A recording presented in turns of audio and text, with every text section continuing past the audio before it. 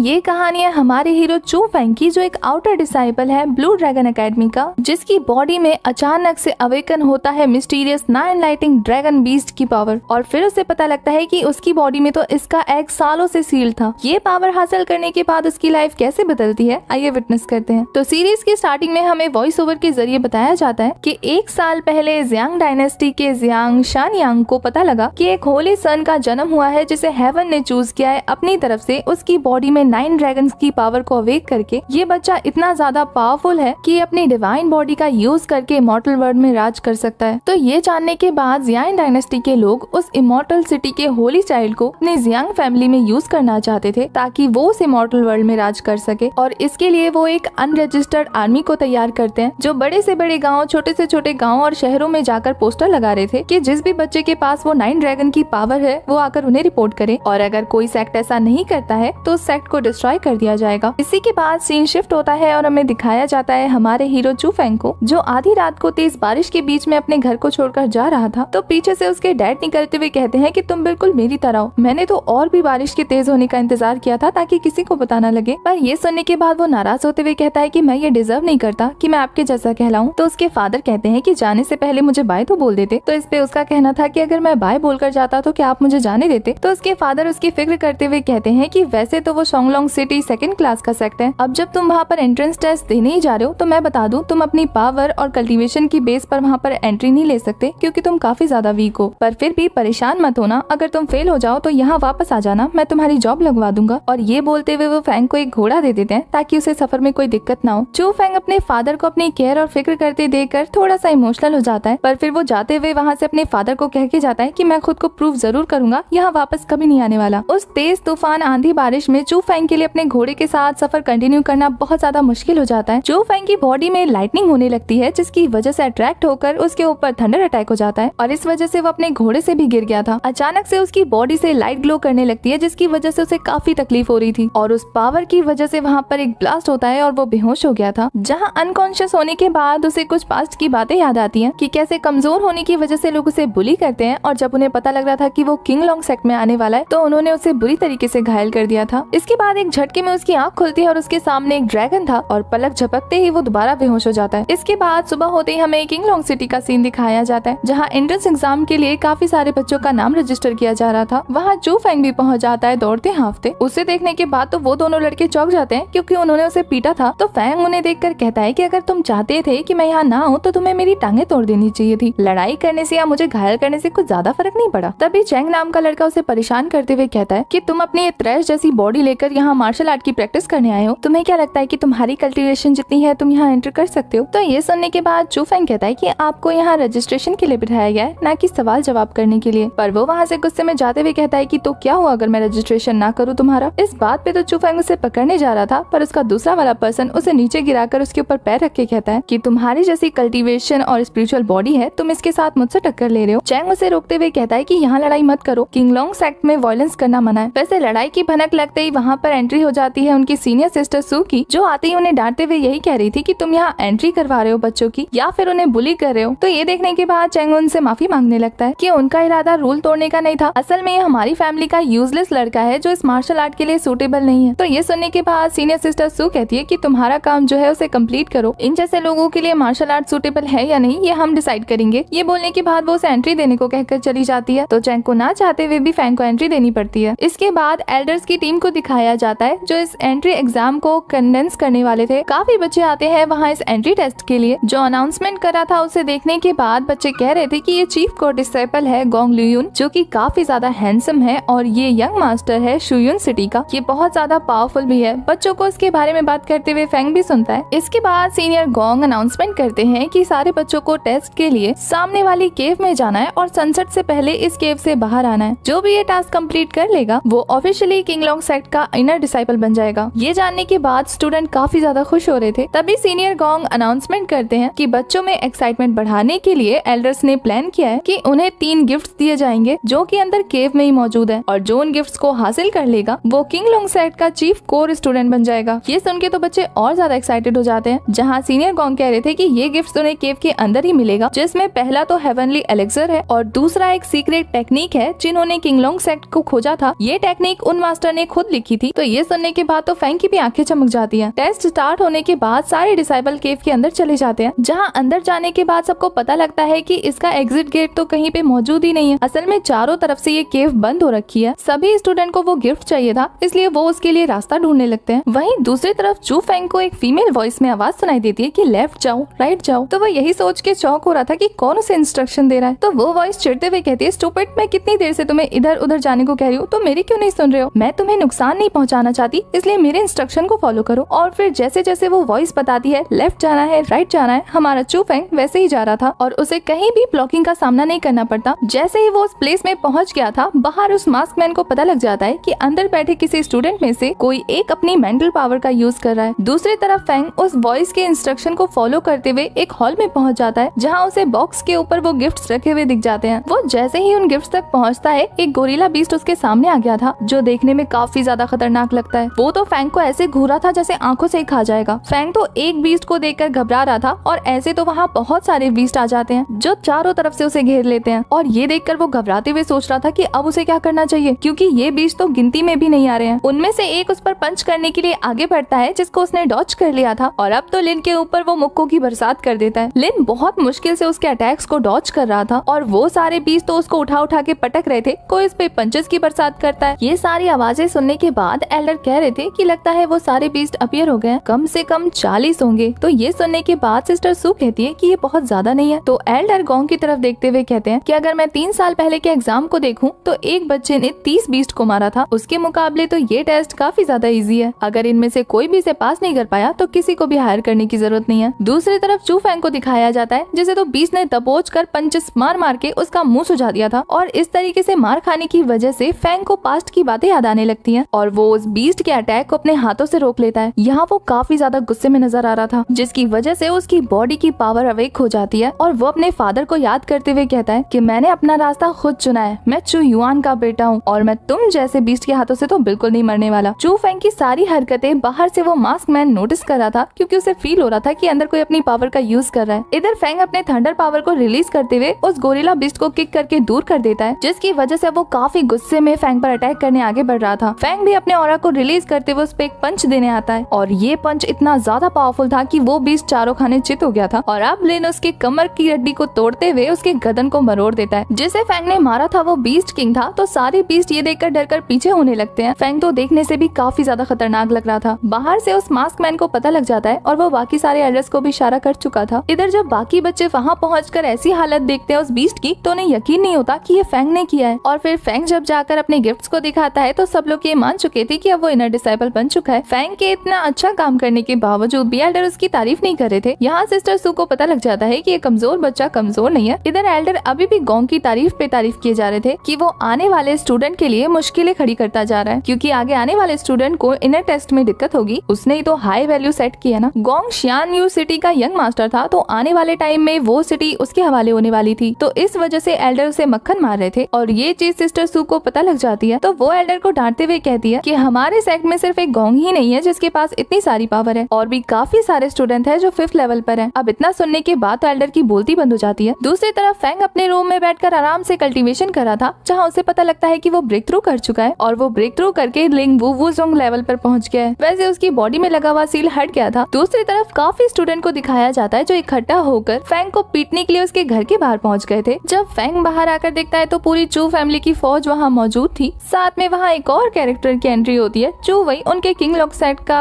Elder brother. बाकी सारे लोग तो काफी ज्यादा गुस्से में उसे बुरा भला कह रहे थे कि मुझे तो यकीन नहीं हो रहा कि इसने फर्स्ट टेस्ट पास कर लिया, मुझे लगता है इसने कोई ट्रिक यूज की होगी और फर्स्ट आने के लिए उसने किसी से चोरी भी कर ली। दूसरी तरफ चू वही कह रहा था कि मुझे खुशी है कि तुमने ये टेस्ट पास किया, लेकिन अब जो चीजें मिली है उसे मुझे दे दो और फ्यूचर में किंग लॉन्गसेट में जो भी हुआ उसे मैं छुपा लूंगा। तो ये सुन के फैंग कहता है कि वैसे हम लोग भाई भाई आपस में लड़ रहे हैं, बाहर वाले देखकर मजाक नहीं उड़ाएंगे। तो ये सुन के चैंग कहता है कि मजाक ही है तुम्हारा फर्स्ट टेस्ट पास करना, मुझे तो अभी भी सुन के यकीन नहीं आ रहा तुम चोरी भी कर सकते हो। वो दोनों तो फैंग को ब्लेम करते करते उसके मुंह के पास आ गए थे। तभी चू वही उन्हें साइड में करते हुए कहता है कि मैं बड़ा हूँ, मुझे बात करने दो। वो फैंग से काफी गुस्से में कह रहा था कि मैं तुम्हें एक सलाह दे रहा हूँ, उसे सुन लो। पर फैंग तो उन दोनों को इतनी बुरी तरीके से पीटता है ना कि एक को दीवार से चिपका दिया था और दूसरे को थप्पड़ बजा दिया था, और इतनी बुरी तरीके से उसे जमीन पे पटकता है ना, बेचारा चू वही भी डर जाता है। किसी को यकीन नहीं होता और फिर उनमें से एक लड़की बता दी है कि ये 3rd लेवल पर है। ये सुनने के बाद तो ब्रदर चू वही की सिट्टी पिट्टी गुल हो जाती है और फैंग काफी गुस्से में घूरते हुए हुए पूछ रहा था कि चू वही भैया क्या कह रहे थे आप, मुझे क्या सलाह माननी चाहिए। तो ये सुनने के बाद तो वो भीगी बिल्ली बनते हुए कहते हैं कि मैं तो तुम्हें कह रहा था कि तुम्हें किसी और की बातें नहीं सुननी चाहिए, ऐसे छोटे मोटे मामलों में तो बिल्कुल नहीं पड़ना चाहिए। हम सभी चू फैमिली के मेंबर हैं, हम सभी भाई हैं, हमें ऐसे परेशान नहीं करना चाहिए एक दूसरे को, वरना बाहर के लोग देखेंगे तो हमारा मजाक उड़ाएंगे। और ये बोल के वहाँ से जाने लगता है। कैसे गिरगिट की तरह रंग बदला इसने। सारे लोग अपने अपने बोरे को उठाते हैं और वहाँ से निकल लेते हैं। इसके बाद रात का सीन दिखाया जाता है जहाँ चू फेंग फिर से रात को कल्टीवेशन कर रहा था, जहाँ उसकी बॉडी से काफी खतरनाक ऑरा निकलता है। अभी तो उसे ड्रैगन की थोड़ी थोड़ी झलक भी दिखती है, पर उसे समझ नहीं आता कि ऐसा क्यों हो रहा है।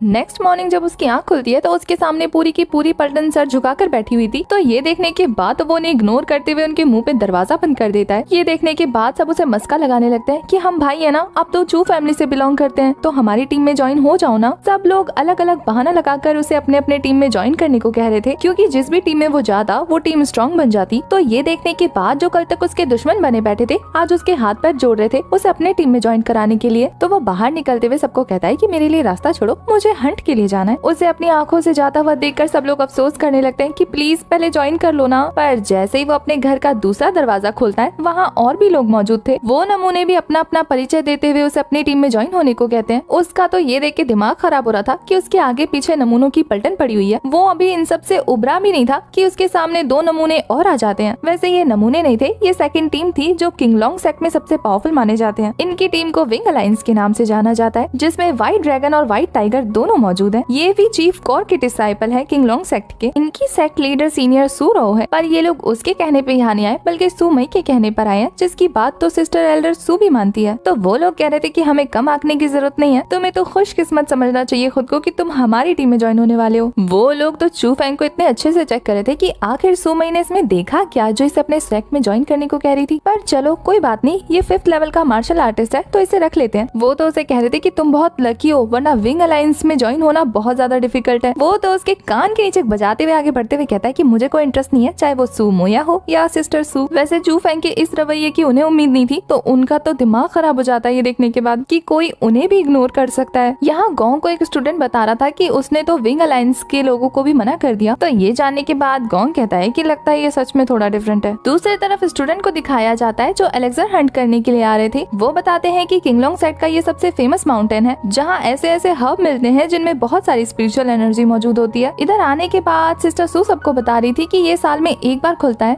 नए स्टूडेंट्स के लिए, ताकि वो अपनी पावर को इंक्रीज करने के लिए यहाँ से स्पिरिचुअल हर्ब कलेक्ट कर सके। पर ये माउंटेन जितना खजाने से भरा है उतना ही खतरों से भी भरा है। तो अगर वो अंदर जाना चाहते हैं तो अपने रिस्क पे जाना होगा, क्योंकि वो जाएंगे तो जिंदा, लेकिन हो सकता है मर भी जाए, क्योंकि अंदर एक फॉरबिडन एरिया है जो फॉग से घिरा हुआ है। वहाँ जाने वाला आज तक कोई भी जिंदा नहीं आया, तो उन्हें चौकन्ना रहने को कहती है। और ये बोलकर वो सबको अंदर जाने को कहती है, जहाँ मौका मिलने पर सारे के सारे बच्चे दौड़ लेते हैं। अंदर पहुँचने के बाद सबको घना जंगल दिखता है और सब लोग अपने अपने हर्ब्स को कलेक्ट करने के लिए यहाँ वहाँ दौड़ने लगते हैं। इधर फेंग भी उन सभी स्टूडेंट के पीछे पीछे दौड़ने जा रहा था। तभी उसके अंदर से आवाज आती है कि अगर तुम भी इन बेवकूफों के पीछे दौड़ोगे तो जैकपॉट नहीं मिल पाएगा। तो ये सुन के फेंग कहता है कि तो क्या मैं बेवकूफों की तरह यहीं खड़े रहूं? तो उसके अंदर से आवाज आती है कि तुम्हें लगता है कि मैं तुम्हें बेवकूफ बनाऊंगी, वैसे मैंने तुम्हें सारी रात इग्नोर किया, मुझे समझ नहीं आता कि मैं तुमसे क्या बोलूं। तो फेंग कहता है कि जैसे अभी बोल रही हो वैसे ही तब बोल लेना चाहिए था। तो वो उसे कहती है कि ठीक है बता दूंगी, वैसे भी मेरे पास इतना फालतू टाइम नहीं है, मुझे जल्दी जल्दी तुम्हें बताना होगा, इसलिए जो पूछना है जल्दी पूछो। तो फेंग कह रहा था कि तुमने मना किया ना भीड़ के पीछे जाने से, तो अब बताओ बेस्ट एलेक्सर कहाँ मिलेगा? तो ये सुनने के बाद वो वॉइस कहती है कि तुम्हें जहाँ रिस्क दिखेगा वहीं वेल्थ दिखेगी। पर फेंग काफी कंफ्यूज होते हुए कहता है कि सिस्टर सू ने तो मना किया था ना। तो वो वॉइस उसे कहती है कि तुम क्यों डर रहे हो, तुम थोड़ी ना ऑर्डिनरी पर्सन हो, तुम्हें तो रिस्क लेना चाहिए। तो ये सुन के फेंग रेडी हो जाता है कि चलो ट्राई करके देख ही लेते हैं। दूर से हमें एक लड़की को दिखाया जाता है जो फेंग पे नजर रख रही थी। ये लड़की तो उसे गेट के बाहर भी गुस्से में घूर रही थी। फेंग को अकेले में बड़बड़ाते देखकर वो सोच रही थी कि ये क्या बड़बड़ा रहा है, इतना ज्यादा मिस्टीरियस है, इसका पीछा करना पड़ेगा, क्योंकि सिस्टर सू ने तो उस फॉग वाली जगह पे जाने से मना किया था, ये उसी तरफ जा रहा है। पीछा करके देखती हूँ आखिर क्या छुपाने की कोशिश कर रहा है। तो वो भी उसके पीछे पीछे निकल जाती है। दूसरी तरफ फॉग प्लेस में आया हुआ फेंग उस वॉइस से पूछ रहा था कि आखिर तुम्हारा नाम क्या है? तो वो कहती है कि तुम मुझे क्वीन बुलाओ। जिस पे तो वो पूछ रहा था कि ये कैसा नाम हुआ और तुम मेरी बॉडी के अंदर क्या कर रही हो? तो मैडम क्वीन का कहना था कि मैं तुम्हारी बॉडी के अंदर नहीं आई हूँ, मैं तो उस पोजीशन में हुई नहीं कि मैं ऐसा कुछ बना सकूं तुम्हारे पेट के अंदर। ये तो तुम्हारे उस 9 कलर डिवाइन थंडर पावर की वजह से हुआ है। ये पावर तुमने एग्जामिनेशन के दौरान अवेक की थी ना, जिसकी वजह से तुम मार्शल आर्ट के 5th लेवल पर भी पहुंच चुके हो और इस पावर को कहा जाता है अवेकनिंग ऑफ डिवाइन थंडर। तो ये सब तो फैंग पहली बार सुन रहा था, तो ये इसके बारे में और भी पूछने लगता है कि आखिर ये कैसे अवेक होती है और क्या मेरे अंदर जो है ये वही है। जिसपे तो वो वॉइस बताती है कि हाँ तुम सही कह रहे हो, वैसे तो नॉर्मल लोगों के लिए पॉसिबल नहीं है, लेकिन तुम अमेजिंग बच्चे हो, तुम्हें हेवन की तरफ से चूज किया हुआ है, तुम्हारे पास हेवन लेवल की ब्लड लाइन है और ऐसी ब्लड लाइन ग्रेट 1000 अपर रियाल्म के लोगों में पाई जाती है। ये सब फैंग को कुछ भी समझ नहीं आ रहा था, तो वो इसके बारे में और भी पूछने लगता है, जिसपे वो वॉइस बताती है कि ये जो तुम्हारी कुशू कॉन्टिनेंट है ना, इन सभी छोटे मोटे कॉन्टिनेंट को लोअर रियाल्म के नाम से जाना जाता है। जिन लोगों के पास लोएस्ट मार्शल आर्ट टैलेंट होता है ना, वो जुवू लोअर रियाल्म से बिलोंग करते हैं। इसके साथ ही और भी रियाल्म है, जिनमें बेरिन ऑर्डिनरी रियाल्म और डैकिन अपर रियाल्म शामिल है। अगर तुम सच में अपर वर्ल्ड में जाना चाहते हो तो तुम्हें उन जैसा कल्टीवेशन करना होगा। तो ये सुन के फैंग कहता है कि अगर मेरे पास वो वाली ब्लड लाइन है तो मैं यहाँ क्या कर रहा हूँ और मुझे कैसे पता होगा कि जुवू रियाल्म से बाहर कैसे जाना है। तो वो वॉइस बताती है अपनी पावर को इंक्रीज करके। अब वो वॉइस काफी देर से बातें कर रही थी, तो वो थक जाती है। वो कह रही थी कि मेरी कल्टीवेशन लेवल काफी ज्यादा लो है, मैं इसके साथ ज्यादा देर तक जगी नहीं रह सकती। ये बोलकर वो सो जाती है। उसके चुप होने के बाद फैंग काफी ज्यादा डरने लगा था, क्योंकि उसके आसपास काफी सारे ह्यूमंस बोन पड़े हुए थे। और फिर जब वो अपने आसपास नजर दौड़ाता है तो उसे काफी अच्छे एलेक्सर दिखते हैं। वो तो जैसे ही उन्हें पकड़ने जा रहा था, उसे आहट होती है कि कोई उसके पास है और फिर उसके सामने प्रकट हो जाती है सुमई, यानी कि वही लड़की जिसके बारे में विंग अलायंस के लोग बात कर रहे थे। ये तो फैंग को काफी बुरा भला बोलने लगती है कि तुमने क्या समझ रखा है कि तुम क्वालिफाइड हो हमें ज्वाइन करने के लिए। इतना ज्यादा एरोगेंट और गुस्सैल लड़का मैंने आज तक नहीं देखा। और ये बोलकर वो उस पे गुस्से में अटैक कर देती है। फैंग तो उससे पूछ रहा था कि मिस आखिर आप हैं कौन, तो वो बताती है कि वही जिसको तुम कह रहे थे कि होगी कोई सू।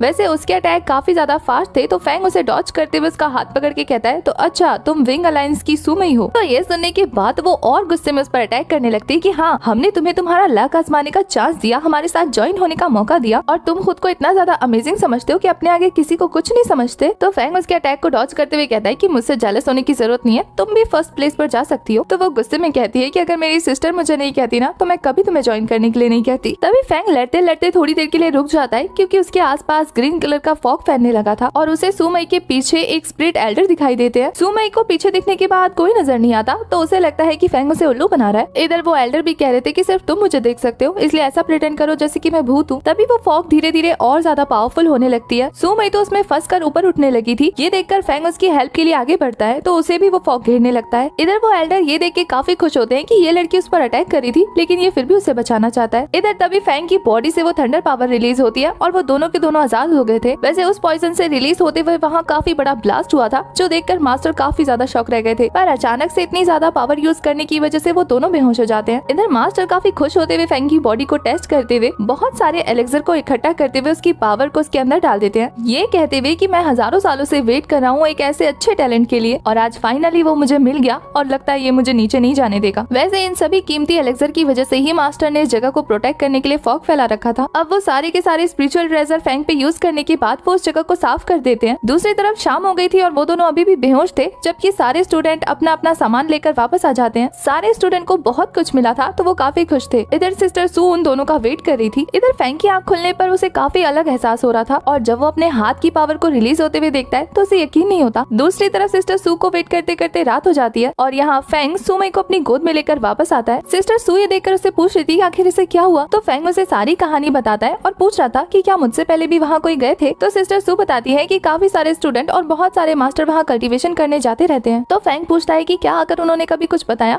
जिस पर सू बताती है कि कोई भी वहाँ से जिंदा वापस नहीं आया। इसके बाद वो फैंग से पूछ रही थी कि तुम ही पहले हो जो वहाँ से जिंदा बच के आए हो, तो क्या तुमने वहाँ कुछ देखा। तो फैंग झूठ कह देता है कि नहीं, वहाँ आसपास काफी ज्यादा कोहरा था, उसे कुछ नजर नहीं आया। तो सिस्टर सू को लगता है कि कहीं इसके पास कोई साइकिक पावर तो नहीं। दूसरी तरफ फैंग जब अपने घर वापस जाता है तो वहाँ काफी सारी भीड़ मौजूद थी, तो वो घबराते हुए चूहे के पास जाता है, जहाँ उसे पता लगा था कि उसके घर से लेटर आया है, जहाँ पे फैंग के फादर ने उसे मना किया था बिल्कुल भी घर वापस आने से। तो वो सभी समझ जाते हैं कि उनकी चू फैमिली पर शायद कोई मुसीबत आई है, तो वो सभी अपना अपना घोड़ा लेकर निकल जाते हैं अपनी फैमिली के पास जाने के लिए। जहाँ रास्ते में सबको पता लगता है कि सुजाकू सिटी के लोगों ने उन पर अटैक कर दिया है, वो अपने आगे उन्हें झुकाना चाहते हैं। वहीं दूसरी तरफ सिटी का सीन दिखाया जाता है, जहाँ टियानी नाम का वॉरियर चू होंगफी को मार रहा था, जो कि चू फैमिली का सबसे स्ट्रॉन्गेस्ट पर्सन है। उसे घायल करने के बाद शू क्यांग चू युनबा यानी कि फैंग के दादाजी से कह रहा था कि अब मेरे सामने सरेंडर कर दो, पर दादाजी भी कहाँ हार मानने वाले थे। वो कहते हैं कि तुम्हारे सुजाकू सिटी को पता है ना, मैं कभी हार नहीं मानने वाला। तो ये जानने के बाद उनका बेटा टियानी होंगफी की गर्दन तोड़कर उसे मार डालता डालता है। ये देखकर तो एल्डर काफी ज्यादा गुस्सा होते हैं और यहाँ फेंग के फादर अपने फादर से रिक्वेस्ट करे थे कि वो फाइट करने जाना चाहते हैं, पर दादाजी मना करे थे कि ये तियानी रिचुअल मार्शल आर्ट के 7th लेवल पर है, पर तुम तो लिंगवू के 5th लेवल पर हो, तुम इससे मुकाबला नहीं कर सकते। पर डैड फिर भी फाइट करना चाहते थे क्योंकि वो चू फैमिली की इज्जत को ऐसे दाव पे नहीं लगने दे सकते। और यहाँ टियानी के फादर कहते हैं कि इसे जान से मार दो। जैसे ही वो दोनों एक दूसरे पर अटैक करने जा रहे थे तभी वहाँ फेंग आकर उसे इतनी जोरदार किक मारता है ना कि वो काफी दूर जाकर गिरता है। यहाँ फेंग कह रहा था कि मेरे होते हुए मेरी फैमिली को मारोगे। वैसे चू फेंग को इतना पावरफुल देखने के बाद तो सबका मुंह खुला का खुला रह जाता है। उन्हें यकीन नहीं हो रहा था कि क्या ये वही कमजोर लड़का है। वो तो अपने फादर से परमिशन ले रहा था कि मैं स्ट्रांग हो गया हूँ तो मैं उनके बदले फाइट कर सकता हूँ, पर यहाँ फेंग के फादर भी उसे रोकते हुए कहते हैं कि तुम इसे जीत नहीं सकते। पर वो कहता है कि ये मार्शल आर्ट की 7th लेवल पर है ना, तो क्या हुआ। और ये बोलकर वो अपनी पावर रिलीज करने लगता है। उसकी पावर देखने के बाद सबको पता लग गया था कि हमारा फेंग 5th लेवल पर है और सामने वाला ओपोनेंट 7th लेवल पर, तो उन्हें समझ नहीं आता कि कौन जीतेगा। पर फेंग का ऑरा देखने के बाद कुछ लोगों को लग रहा था कि ये 5th लेवल पर नहीं है बल्कि उससे ज्यादा पर है। इधर टियानी जैसे अपने ऑरा को रिलीज करते हुए फेंग पे अटैक करने जाता है, वो उसके अटैक को डॉज करते हुए उसे पीछे से आके इतनी जोर का मुक्का मारता है ना कि वो अरीना को तोड़ते हुए उसके अंदर गिर गया था। सब लोग ये देख के काफी ज्यादा हैरान होते हैं कि इसने एक ही अटैक में उसे नॉकआउट कर दिया। दूसरी तरफ क्यांग गुस्सा कर रहा था कि तुम्हारी हिम्मत कैसे हुई मेरे बेटे को मारने की। वैसे ये लोग शुआनवू सिटी से बिलोंग करते हैं, सजाकू सिटी तो फेंग की है। यहाँ क्यांग भी उस पर अटैक करने के लिए आगे बढ़ रहा था, पर फेंग उसे भी एक किक मार के पत्थर से चिपका देता है। ये नजारा देखने के बाद तो सब लोग हैरान थे और दादाजी तो कुछ ज्यादा ही। और यहाँ चू फेंग पूरी सिटी के सामने सबको कहता है कि अगर अब किसी को पिटने का मन करे तो वो आकर मुझसे पंगा ले सकता है। इसके बाद नेक्स्ट सीन में हमें सुमे को दिखाया जाता है जो अपने अल्टन पल्टन के साथ हमारे चू फेंग के यहाँ जा रही थी, ये कहते हुए कि उस लड़के का मुझ पर बहुत बड़ा एहसान है। अब अगर उसने हमारी टीम को ज्वाइन नहीं किया ना तो फिर तुम लोग मुझे रोकने की कोशिश मत करना, मैं मार मार के उसका भरता बना दूंगी। उसके चमचे तो उसे रोकने की कोशिश कर रहे थे कि आपको क्यों लेना है उसे टीम में, पर वो उन्हें बोलने नहीं देती बल्कि खुद कहती है कि उसकी मेंटल पावर काफी ज्यादा स्ट्रॉन्ग है, इसलिए तो मैं उसे अपनी टीम में लेना चाहती हूँ। लेकिन अगर उसने इस बार भी मना किया ना तो तब तक मारूंगी जब तक मर न जाए। तो वो उसके घर के आगे जाकर काफी गुस्से में आवाज मारती है, चू फेंग बाहर निकलो। आगे से वो भी दरवाजा खोलते ही डायरेक्ट कह देता है कि मुझे टीम को ज्वाइन करना है। तो वो काफी पोलाइट बनती हुई कहती है, अच्छा तुम कितने स्वीट हो। उसका तो रवैया ही चेंज हो जाता है। इसके बाद उन लोगों को शोर सुनाई देता है और फिर नेक्स्ट सीन में हमें दिखाया गया था कि चू जेन उन्हें सिचुएशन समझा रहा था, जहाँ फेंग उनसे पूछता है कि आखिर वो लोग एलेक्सर हंट के लिए गए थे। तो सुमे बताती है कि नहीं, एलेक्सर हंट के अलावा भी किंगलोंग सेक्ट में स्टूडेंट को कुछ टास्क दिए जाते हैं, जिसकी दो सबसे बड़ी वजह है। पहला, किंगलोंग सेक्ट इससे काफी ज्यादा फेमस हो जाता है और दूसरा, बच्चे से बहुत सारे पैसे कमा लेते हैं। और इसका एक और फायदा ये भी है कि बच्चे इससे स्ट्रॉन्ग भी हो जाते हैं। तो इसके आगे की कहानी चूजन बताता है कि उनकी चू फैमिली के कुछ मेंबर, जिनमें चूए भी शामिल था, वो सभी टास्क लेने के लिए गए थे, लेकिन यहाँ का फेमस गैंगस्टर उन्हें ऐसा करने नहीं देता, बल्कि उनकी लड़ाई में उसने उसके पैर तोड़ दिए थे। ये फेमस गैंगस्टर और कोई नहीं, लियो नाम का एक लड़का है जो एल्डर शिंग का पोता है। ना केवल उसने चूहे के पैर तोड़े बल्कि उसने उसके मेरिडियंस खराब कर दिए, जिससे आगे वो फ्यूचर में कभी कल्टीवेशन नहीं कर सकता। तो चू फेंग इस तरह की जिंदगी को एक्सपीरियंस कर चुका है, तो ये सुनने के बाद उसे काफी ज्यादा गुस्सा आ रहा था। पर यहाँ व्हाइट टाइगर और व्हाइट ड्रैगन बताते हैं कि लियो सच में काफी ज्यादा एरोगेंट है। अपने दादा की पावर की वजह से सब लोग उससे यहाँ डरते हैं। ऐसा नहीं है कि वो पावरफुल है, असल में कोई मुसीबत में नहीं पड़ना चाहता ना। वैसे यहाँ जेन काफी ज्यादा डरा हुआ था, तो वो फेंग के सामने झुकते हुए कहता है कि पास में बेशक उसने बहुत सारी गलतियाँ की हो, लेकिन आज क्या वो उसकी हेल्प करेगा, आगे से वो उसका शुक्रगुजार रहेगा। बेशक चू फेंग के साथ सबने गलत किया हो, पर वो इस मामले में काफी ज्यादा काइंड हार्टेड है। तो वो जेन को कहता है कि जहाँ पे ये हादसा हुआ है वहाँ ले चलो। दूसरी तरफ हमें उस मोटू लियो को दिखाया जाता है जो सबको डरा रहा था, और जब लड़कियां उसके खिलाफ खड़ी होती है तो वो उन्हें छेड़ भी रहा था। पर उसी बीच वहाँ पहुँच जाता है हमारा फेंग,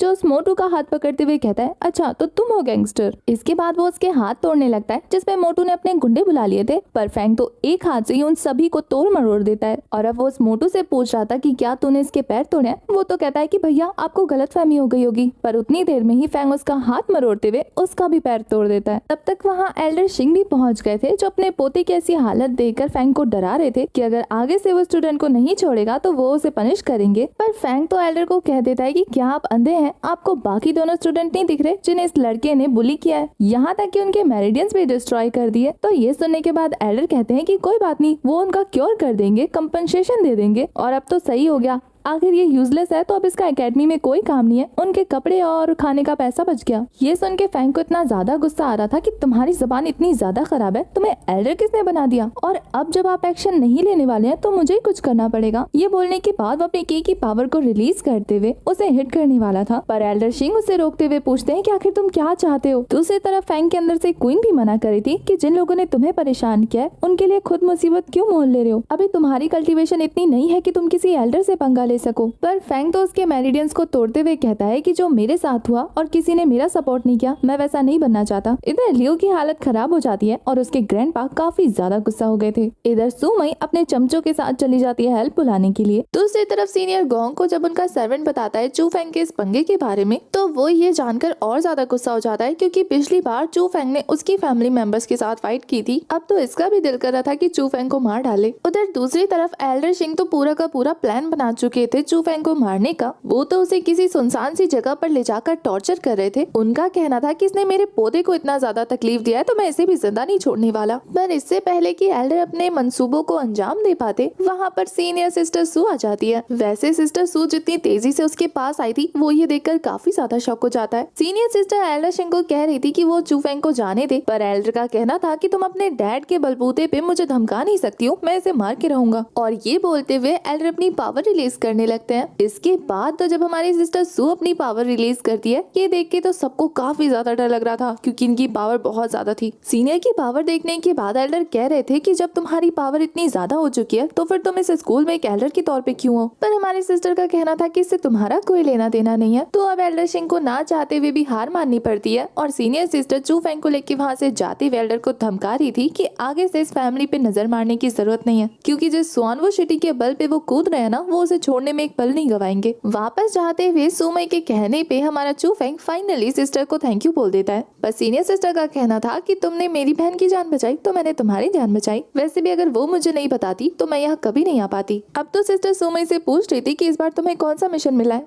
सुमई तो काफी एक्साइटेड होकर अपने सिस्टर को बताने लगती है कि हमें टियानवो रियाल जाना होगा, वहाँ पे एक टॉम दिखाई दिया है, वहाँ पे बहुत सारे खजाने मौजूद होंगे, बहुत सारा एडवेंचर है। वैसे तो वो अपने दो चमचों के साथ जाना चाहती थी, पर अब तो चू फेंग भी उसकी टीम में है तो उसे भी अपने साथ ले जाएगी। यहाँ रास्ते में चू फेंग को चलते हुए ऐसा लग रहा था कि कोई उस पर नजर रख रहा है, पर फिर वो उसे अपना वहम समझ के इग्नोर कर देता है। रास्ते में आगे बढ़ते हुए सुमई चू फेंग को एक स्टोरेज बैग देती है, ये कहते हुए कि हम जिस टॉम में जा रहे हैं ना, वहाँ पे काफी सारा खजाना होगा, तो लूट का सामान रखने के लिए भी तो कुछ चाहिए ना। वो तो पूछ ही लेता है कि आखिर तुम मुझ पे इतना मेहरबान क्यों हो रही हो। तो मैडम सामने से कह देती है कि ज्यादा सोचने की जरूरत नहीं है, मैं अपने टीममेट के साथ ऐसे ही बिहेव करती हूँ। बेचारा वो भी थक कर उनके पीछे चलने लगता है। इसके बाद तो हमें सच में एक मास्क मैन को उन पे नजर रखते हुए दिखाया जाता है। इसके बाद उन चारों को टियानवो रियाल जाने के सफर पे दिखाया जाता है, जहाँ रास्ते में भी चू फेंग को ऐसा लग रहा था कि कोई इस पे नजर रख रहा है, और वो मास्क मैन ये जान जाता है कि चू फेंग को पता लग गया है, और वो सोच रहा था कि इतनी कम एज में इस लड़के के पास कितनी पावरफुल मेंटल स्ट्रेंथ है। इसके बाद वो सभी फाइनली टियानवो रियाल पहुंच गए थे, जहाँ के टॉम के खंडरों को देखने के बाद वो लोग आपस में डिस्कस करने लगते हैं कि ये पहले सबसे पावरफुल मेजर सेक्ट हुआ करता था, जहाँ के स्टूडेंट के साथ फाइट करने के लिए लोगों की होड़ लगती थी, और अब देखो कितने पावरफुल लोगों का कब्रिस्तान बना बैठा है। यहाँ बातों बातों में व्हाइट टाइगर और व्हाइट ड्रैगन आखिर उसके पास किस तरीके की मेंटल पावर है, ये सुनने के बाद चू फेंग कहता है कि मेरे पास कौन सी मेंटल पावर आ गई। पर सुमई उसे बताती है कि तुम्हारे पास सच में काफी पावरफुल मेंटल पावर है, जिसके साथ तुम पैदा होते हो। ये कोई ऐसी चीज नहीं है जिसे तुम प्रकृति से हासिल कर सकते हो, और मेंटल पावर होने के साथ अगर तुम मार्शल आर्ट प्रैक्टिस करते हो तो तुम और ज्यादा पावरफुल हो जाते हो। यहाँ वो सभी सीनियर गोंग के बारे में भी बात करते हैं,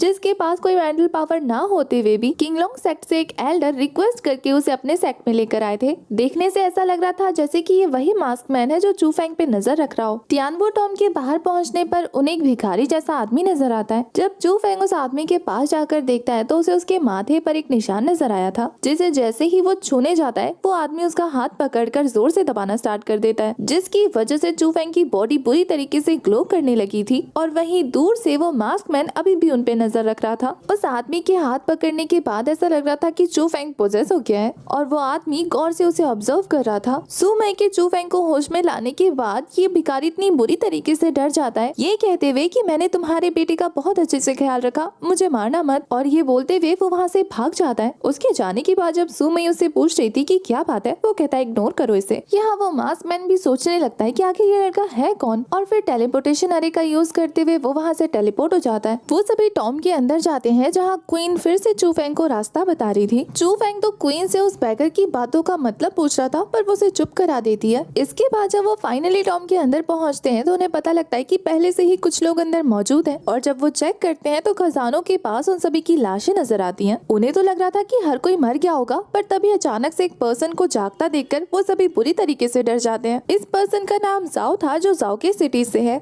ये लोग उन चारों को देखकर इन्हें भी मारने का प्लान बना रहे थे। इस पर तो जब इन्हें पता लगता है कि सू मई सिस्टर सू की बहन है तब तो वो और ज्यादा खुश हो जाते हैं। ये बंदा तो अपनी फैमिली दुश्मनी का बहाना लगाकर उन सभी को मारने की प्लानिंग कर रहा था, पर तभी चू फेंग एक जोरदार पंच मार के उसका मुंह टेढ़ा कर देता है। वो तो कह रहा था कि तेरी हिम्मत कैसे हुई मुझे मारने की, उसने तो उसका दांत ही तोड़ दिया था। इधर से हमारा चू फेंग कहता है कि खबरदार अगर सू मई के बारे में सोचा भी तो। इसके बाद तो वो सभी के सभी अपनी स्वॉर्ड लेकर एक साथ चू फेंग पे अटैक करने के लिए आगे बढ़ते हैं। चू फेंग भी अपनी स्वॉर्ड निकाल के उन सभी को काफी कड़ी टक्कर देता है। इसके बाद हमें क्यान फेंग सेक्ट के मास्टर को एक क्रिस्टल को देखते दिखाया जाता है। तभी उनके पास वो मास्कमैन पहुंच गया था। यहाँ चू फेंग उनके अटैक्स को डॉज करता हुआ उन्हें हवा में उड़ा देता है पतंग की तरह। इसी बीच जो मौका पाकर सू मई पर अटैक करने वाला था, पर चू फेंग अपनी की पावर को रिलीज करते हुए अपनी स्वॉर्ड से उस बंदे पे ऐसा खतरनाक अटैक करता है। अटैक से हिट होने के बाद उस बंदे की हालत बहुत बुरी हो जाती है। चू फेंग की बॉडी को ग्लो होता हुआ देखकर उस बंदे को पता लग जाता है कि ये 3 थंडर स्टाइल को फॉलो कर रहा है। वो बंदा तो डर के मारे कांपने लगा था। चू फेंग तो उन्हें कहता है कि सामान को यहाँ से ले जाओ क्योंकि अब ये किसी काम का नहीं है, इसकी कल्टीवेशन तो खत्म हो चुकी है। उनके वहाँ से जाने के बाद चू फेंग अपना स्टोरेज बैग निकाल कर सारे पिल्स को कलेक्ट करने लगता है। बाकी सारे खड़े थे तो वो कहता है कि अब क्या मुहूर्त निकालूं। वो सभी भी चू फेंग के डर के मारे अपना अपना स्टोरेज बैग निकाल कर सारी चीजें कलेक्ट करने लगते हैं। यहाँ व्हाइट टाइगर और ड्रैगन आपस में बात कर रहे थे कि अगर जाओ ने अपनी फैमिली मेंबर्स को जाकर बता दिया तो कहीं वो हम पे अटैक न कर दे, क्योंकि उनके यहाँ के सबसे अच्छे स्टूडेंट की पूरी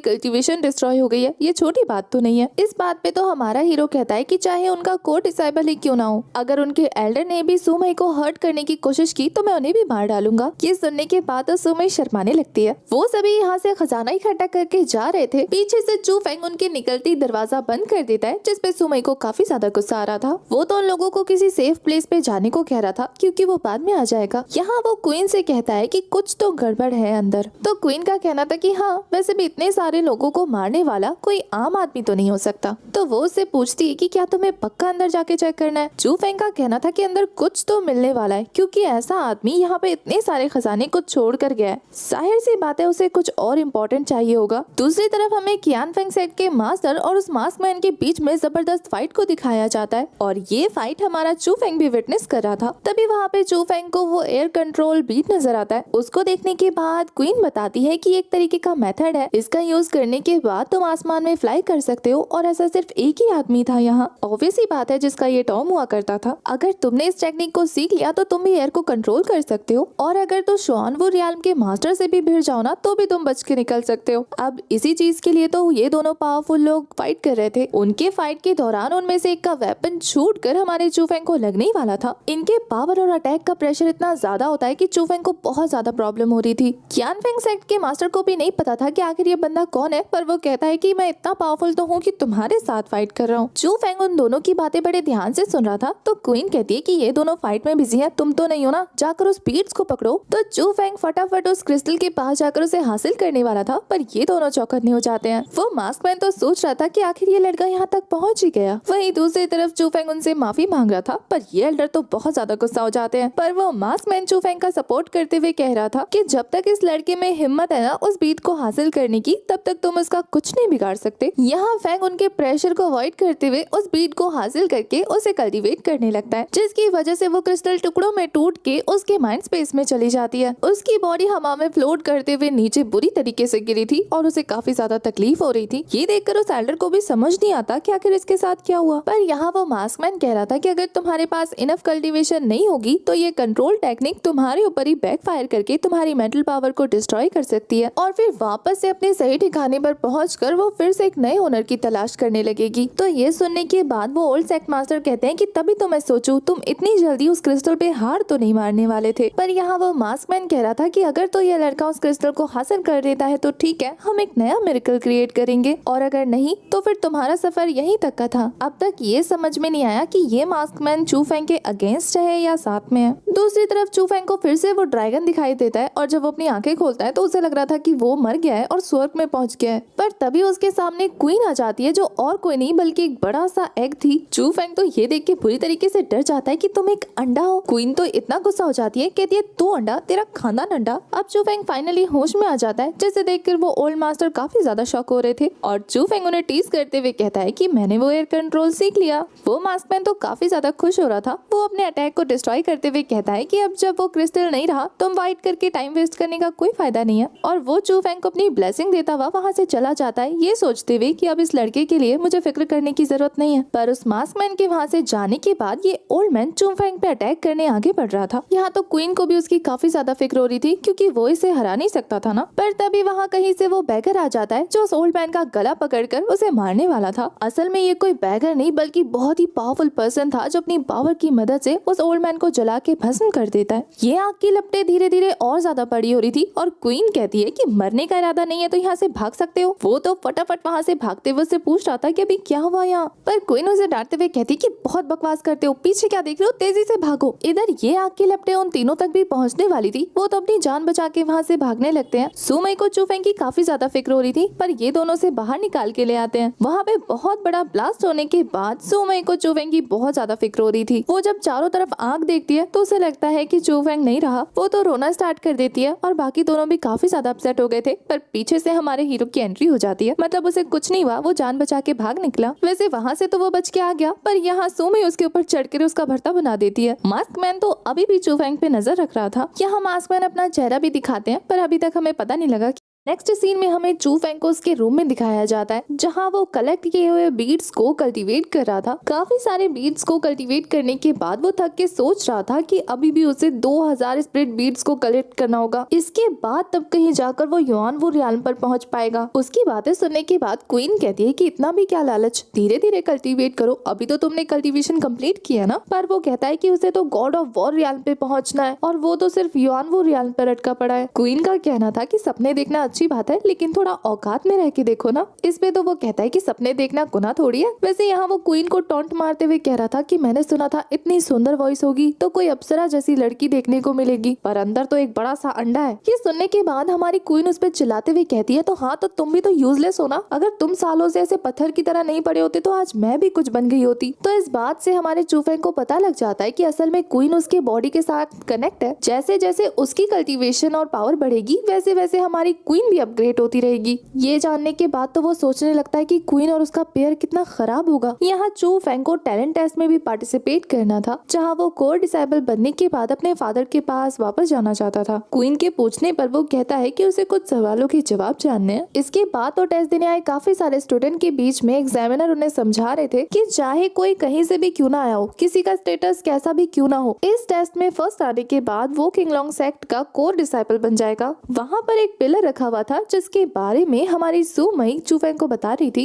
इसे स्टोन पिलर कहते हैं और इसी से टैलेंट को टेस्ट किया जाता है। तुम्हें इस पिलर में अपनी एनर्जी का यूज करते हुए जोर से पंच करना है और उसके बाद ये पिलर तुम्हारी पोजीशन बताएगी। जहाँ पहले स्टूडेंट की स्ट्रेंथ काफी ज्यादा कम थी तो बच्चे उसका मजाक बनाने लगते हैं। हमारा व्हाइट ड्रैगन भी जाता है, वो मीडियम में पहुँच गया था। व्हाइट टाइगर का भी कुछ यही हाल था। स्टूडेंट को टेस्ट देता देख कर हमारा चू फेंग पूछता है कि सुपीरियर टैलेंट किसे कहते हैं। व्हाइट टाइगर उसे बताता है कि सुपीरियर टैलेंट का मतलब है कि जब तुम पंच करोगे तो रेड लाइट शो होगी। पर उसकी बहन ने बताया कि अब तक सिर्फ 2 लोगों ने रेड पार्ट को एक्टिवेट किया है, उनमें से एक तो अभी चीफ को डिसेबल बन चुका है, यानी कि उनका सीनियर गोंग। जब सुमई की बारी आती है तो उसके अल्टन बर्टन इतनी जोर से चेयर करते हैं कि बेचारा हमारा हीरो तो डर जाता है। जब वो अपनी स्पिरिचुअल एनर्जी का यूज करते हुए अपने पाम को टच करती है तो स्टोन पिलर का कलर ऑरेंज हो जाता है और एग्जामिनर उन्हें बताते हैं कि वो अपर मिडिल लेवल पर है। इसके बाद एग्जामिनर पूछ रही थी कि क्या किसी और को भी टेस्ट देना है तो हमारा चू फेंग आगे आ जाता है। एग्जामिनर तो उसे रोकने की काफी कोशिश कर रहे थे पर वो जाकर अपने पावर का यूज करते हुए स्टोन पर प्रेस करता है। थोड़ी देर तक वेट करने के बाद कोई रिएक्शन ना देकर बच्चे हंसने लगते हैं ये देखकर कि वो फेल हो गया। पर वहीं दूसरी तरफ उस स्टोन का अपर पार्ट पूरी तरीके से क्रैक हो चुका था और वहाँ के चीफ एल्डर ये देखकर काफी ज्यादा शॉक हो जाते हैं कि इस लड़के ने लेजेंडरी पार्ट को एक्टिवेट कर दिया। इस पार्ट को अभी तक किसी भी बच्चे ने एक्टिवेट नहीं किया था। तो ये देखकर चीफ बताते हैं कि ये लड़का एक पेयरलेस जीनियस है। यहाँ वो मास्क मैन भी मौजूद है। इसके बाद ग्राउंड में सभी बच्चों को बातें बनाते हुए दिखाया जाता है जहाँ वो सभी चू फेंग का मजाक उड़ा रहे थे। सुमई तो उसे हिम्मत देने की काफी कोशिश करी थी पर इससे भी कोई फायदा नहीं होता। तभी वहाँ chief core disciple senior gong की एंट्री होती है। सारे बच्चे उन्हें ग्रीट कर रहे थे और ये बंदा पूछ रहा था कि क्या माउंटेन पर सभी लोगों ने कंपटीशन क्लियर कर लिया था। वैसे वो यहाँ बात करते हुए गौर से सुमई को देख रहा था। ये देखकर हमारे चू फेंग को काफी ज्यादा गुस्सा आता है। इसके बाद तो वो सुमे के पास जाकर उसका बैग छीनते हुए कह रहा था कि ये क्या है। चू फेंग को तो काफी ज्यादा गुस्सा आ रहा था, वो तो उसका मुंह तोड़ने वाला था, पर सुमे उसे रोक लेती है और उस बंदे को बताती है कि ये उसके विंग अलायंस का सिंबल है। तो वो उस पे काफी ज्यादा गुस्सा कर रहा था कि यहाँ इस सेट में ऐसी चीजें नहीं होती हैं और उसके अंडर रहकर ऐसी चीजें यूज करना मतलब उसकी डिसरिस्पेक्ट करना है। यहाँ चू फेंग को इतना ज्यादा गुस्सा आता है कि वो उसके पीछे जाकर कह रहा था, तो तुम चाहते हो लोग दिल से तुम्हारी सेवा करें। अब उसकी इस बात पे तो हमारे गोंग को काफी ज्यादा गुस्सा आता है, वो उसकी गर्दन पकड़कर उसे जमीन पे दे मारता है। गोंग का कहना था कि मैं तो तुम्हारे पावर से काफी ज्यादा इम्प्रेस था, तुमने कई बार मेरी फैमिली को चोक करने की कोशिश की है, पर आज तो तुम्हें सबक सिखाना पड़ेगा क्योंकि तुमने हद कर दी। सुमई के उसे छोड़ने के रिक्वेस्ट पर भी वो उसे नहीं छोड़ता, बल्कि उसे गर्दन से पकड़कर सबक सिखाने की बात कर रहा था। इस बात पे तो चू फेंग उसके हाथों पे थूक देता है और वो उसे जोर से दूर फेंक कर अपनी पावर को रिलीज करके उसके ऊपर अटैक करने वाला था। इस अटैक से हिट होने की वजह से चू फेंग भी अपनी पावर रिलीज करके उसके ऊपर बैकफायर करने वाला था, पर इससे पहले कि उन दोनों के अटैक आपस में टकराते, वहाँ पर चीफ एल्डर आकर गोंग का हाथ पकड़कर उसे कह रहे थे कि क्या तुम ऐसे अपने जूनियर को बुली करते हो। चीफ एल्डर तो गोंग से इसकी एक्सप्लेनेशन मांग रहे थे। इस बात पे तो गोंग इतराते हुए कहता है कि एक चीफ को स्टूडेंट होने के नाते मैं किसी को पनिशमेंट भी नहीं दे सकता। तो चीफ एल्डर का कहना था कि बाकी सबको दे सकते हो, लेकिन जब तक वो जिंदा है तब तक चू फेंग को नहीं दे सकते। तो गोंग उनसे पूछ रहा था कि आखिर इसका रीजन क्या है कि आप उसे प्रोटेक्ट कर रहे हैं। तो चीफ एल्डर का कहना था क्योंकि इस जैसा जीनियस बच्चा यहाँ पे कोई नहीं है। आज बेशक वो तुमसे कमजोर है, लेकिन आने वाले 10 सालों में वो तुमसे 3 गुना ज्यादा स्ट्रॉन्गर होगा। ये सुनने के बाद सब लोग काफी ज्यादा शॉक हो रहे थे, पर हमारा चू फेंग कहता है सिर्फ 1 साल में मैं इसे पीछे छोड़ने वाला हूँ। बाकी सभी के शॉक होने पर चू फेंग कहता है कि उसने कसम खाई थी जब से वो किंगलोंग सेक्ट का स्टूडेंट बना है, वो जल्दी से जल्दी ज्यादा स्ट्रॉन्गर बनना चाहता है। इस बात पे तो गोंग को इतनी ज्यादा हंसी आती है। वो कह रहा था कि ठीक है, मैं तुम्हें 1 साल का टाइम देता हूँ, उसके बाद तुम्हारे और मेरे बीच में एक फाइट होगी जिसमें तुम्हें 3 मूव्स मिलेंगे। अगर तुमने उसमें मुझे हरा दिया तो तुम जीत जाओगे। पर चू फेंग कहता है कि 1 साल बाद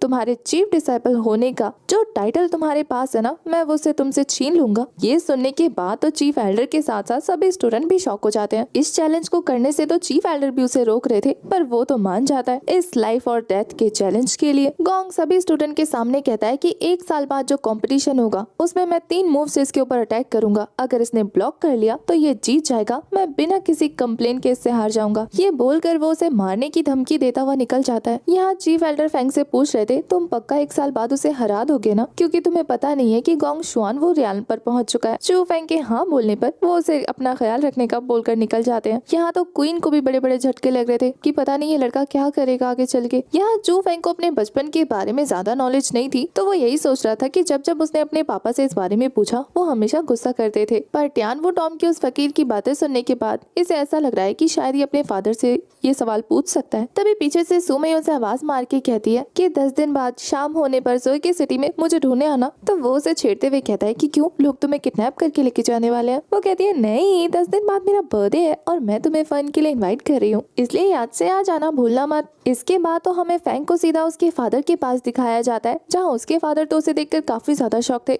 पर वो सीधा ये सवाल पूछता है कि कौन है मेरे बायोलॉजिकल पेरेंट्स। उसके फादर तो काफी ज्यादा शॉक हो जाते हैं, लेकिन फिर उसे रूम में ले जाकर बता रहे थे कि एक रोज जब हम सफर कर रहे थे काफी तेज बारिश हो रही थी, उस वक्त एक अजीब सा दिखने वाला आदमी तुम्हें मेरे पास लेकर आया जिसके सर पे फायर फ्लेम का सिंबल बना हुआ था। वो बार बार मुझसे एक ही सवाल पूछ रहा था कि क्या मेरा सरनेम चू है। उसने मेरे बाकी साथियों को मार डाला था और जब उसे पता लगा कि मेरा सरनेम चू है तो उसने मुझे तुम्हें देते हुए कहा कि इसका नाम चू फेंग है। जैसे ही उसने तुम्हें मुझे दिया उसके बाद वो पागलों की तरह हरकतें करके वहाँ से भाग गया। ये बोलते हुए उसके फादर बेहोश हो जाते हैं। चू फेंग बाहर निकल के देखता है तो उसके सामने वही मास्कमैन खड़ा था, तो वो उससे सवाल करने लगता है कि आखिर तुम कौन हो। यहाँ फाइनली मास्कमैन अपना मास्क उतारते हुए बताता है उसका नाम ओल्ड मैन जाओ लियून है। वो किंगलोंग सेक्ट के कैल्डर है, साथ ही वर्ल्ड स्पिरिटिस्ट। यहाँ वो चू फेंग को अपना स्टूडेंट बनाने आए थे। तो चू फेंग के रीजन पूछने पर वो बताते हैं कि पहला तो वो अपनी कल्टीवेशन को काफी स्पीड में ऊपर लेकर जा रहा है और दूसरा उसके पास जो स्पिरिचुअल पावर है वो ऑर्डिनरी पर्सन के पास नहीं हो सकती। चू फेंग को तो यकीन नहीं होता, पर ये एल्डर बता रहे थे कि उसके अंदर बहुत ज्यादा पोटेंशियल है। अगर वो ये नहीं जानते कि चू फेंग इतना ज्यादा केपेबल है तो वो उसे एयर कंट्रोल को कभी हासिल नहीं करने देते। चू फेंग का कहना था कि तुम उस पे नजर रख रहे थे, पर एल्डर लियू बताते हैं मैं तो बस देखना चाहता था कि तुम्हारी मेंटल पावर कितनी ज्यादा स्ट्रॉन्ग है। एल्डर लियू फेंग को कह रहे थे कि इस दुनिया में जितनी भी ज्यादा टेक्निक मौजूद है ना, मैं तुम्हें वो सब सिखाकर सबसे ज्यादा स्ट्रॉन्ग बना दूंगा। चू फेंग तो रेडी हो जाता है उनके सामने वो करने के लिए, पर हमारी क्वीन कहती है कि तुम्हें नहीं लगता कि तुम्हारी इतनी बदकिस्मती और इतना बड़ा आदमी तुम्हारे सामने आ गया तुम्हें अपना डिसाइबल बनाने के लिए। इस बात में तो वो भी सोचने लगता है और यहाँ एल्डर सोच रहे थे कि कहीं ये ज्यादा तो नहीं सोच रहा, ये हेजिटेट कर रहा है। इधर चू फेंग को पता नहीं चल रहा था कि उसे क्या करना है, क्योंकि क्वीन उसे कंफ्यूज कर रही थी। उधर एल्डर दिमाग दौड़ा रहे थे कि ये लड़का कहीं घमंडी तो नहीं जो उसे अपना मास्टर नहीं मानना चाहते, या फिर कहीं कुछ ज्यादा ही चालाक तो नहीं कि उस पर शक कर रहा है। यही सारी बातें उन तीनों के बीच में चल रही होती हैं। तभी एल्डर अपने पास से एक बुक निकालते हैं, जिसे देखने के बाद क्वीन इतना ज्यादा खुश हो जाती है कि खुद से उसे गिरा देती है नीचे, जिससे तो चू फेंग को फटाफट उसे अपना मास्टर मानना पड़ता है और वो तो उस बुक पे झपट पड़ा था।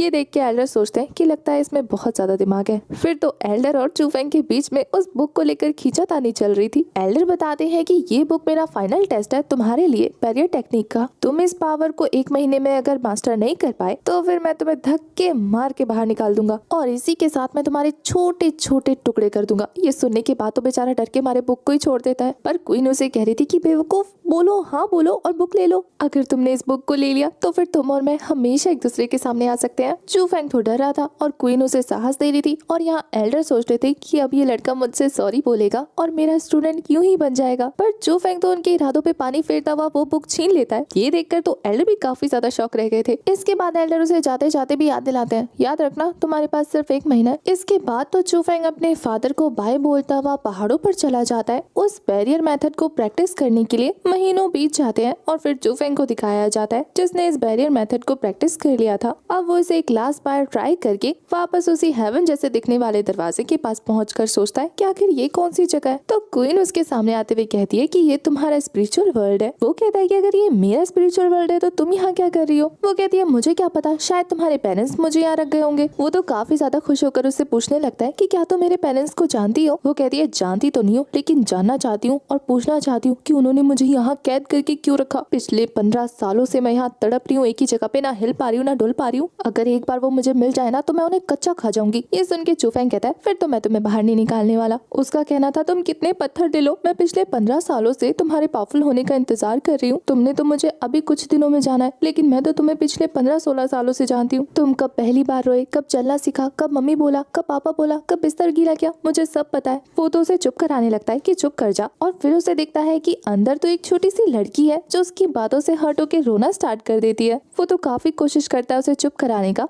और इस चक्कर में तो उसने उस एग को भी पकड़ लिया था और उसकी एनर्जी हमारी क्वीन एब्जॉर्व करने लगती है। धीरे धीरे उस एग के शेल टूट जाते हैं और हमारी खूबसूरत सी क्वीन बाहर आ जाती है और बाहर आकर वो कह रही थी कि लड़कों को उल्लू बनाना कितना आसान है। Completely disagree. चू फेंग को तो काफी ज्यादा गुस्सा आ रहा था, पर वो उसके पास जाकर कहती है क्या तुम्हें मुझसे बात करनी है। बेचारा शर्मा जाता है और इसके बाद मुंह बनाने लगता है, पर हमारी छोटी सी क्वीन उसके आगे रिक्वेस्ट करने लगती है। उसका पपी फेस देखकर वो मान जाता है। यहाँ क्वीन उसे अपनी पावर शो कर दी है। वो बहुत ज्यादा पावरफुल थी। वो कह रही थी कि अब तुमने मुझे आजाद किया है तो मैं तुम्हारी काइंडनेस का फल तुम्हें जरूर दूंगी। वैसे तुम्हारा वो जो मास्टर है वो तुम्हें चीजें तो प्रोवाइड करा सकता है, लेकिन तुम्हें बाकी इन्फॉर्मेशन नहीं दे सकता जो तुम्हें मैं दे सकती हूँ। जैसे कि तुम्हारी बॉडी के अंदर 2 सोल मौजूद है। वो तो ये सुन के चौंक जाता है और पूछता है दूसरा कौन है। तो वो कहती है कि तुम्हारे मदर फादर बहुत ज्यादा पावरफुल रहे होंगे जो उसने 2 क्रिएचर को तुम्हारी बॉडी में कैद करके रखा है। पहली तो मैं हूँ जिसे तुम जानते हो, और दूसरा जो बेड वाला है ना वो उस दरवाजे के पीछे कैद है। तुम्हें इसे अपने हाथों से खोलना होगा। वैसे अगर तुम इन दोनों को काफी ज्यादा स्ट्रॉन्ग बना देते हो तो तुम बहुत जल्दी कल्टीवेशन करके टॉप लेवल पर पहुंच सकते हो। ये सुन के तो चू फेंग को यकीन नहीं हो रहा था। इसके बाद तो क्वीन उसके सामने एक फॉर्मेशन बनाकर कहती है कि ये साइकिक बैरियर है। तो वो पूछता है कि इसका क्या काम है। वो कहती है कि अगर तुम्हें मेरी हेल्प चाहिए ना तो इसके बीच में आकर खड़े हो जाओ, इसके बाद हम कनेक्ट हो जाएंगे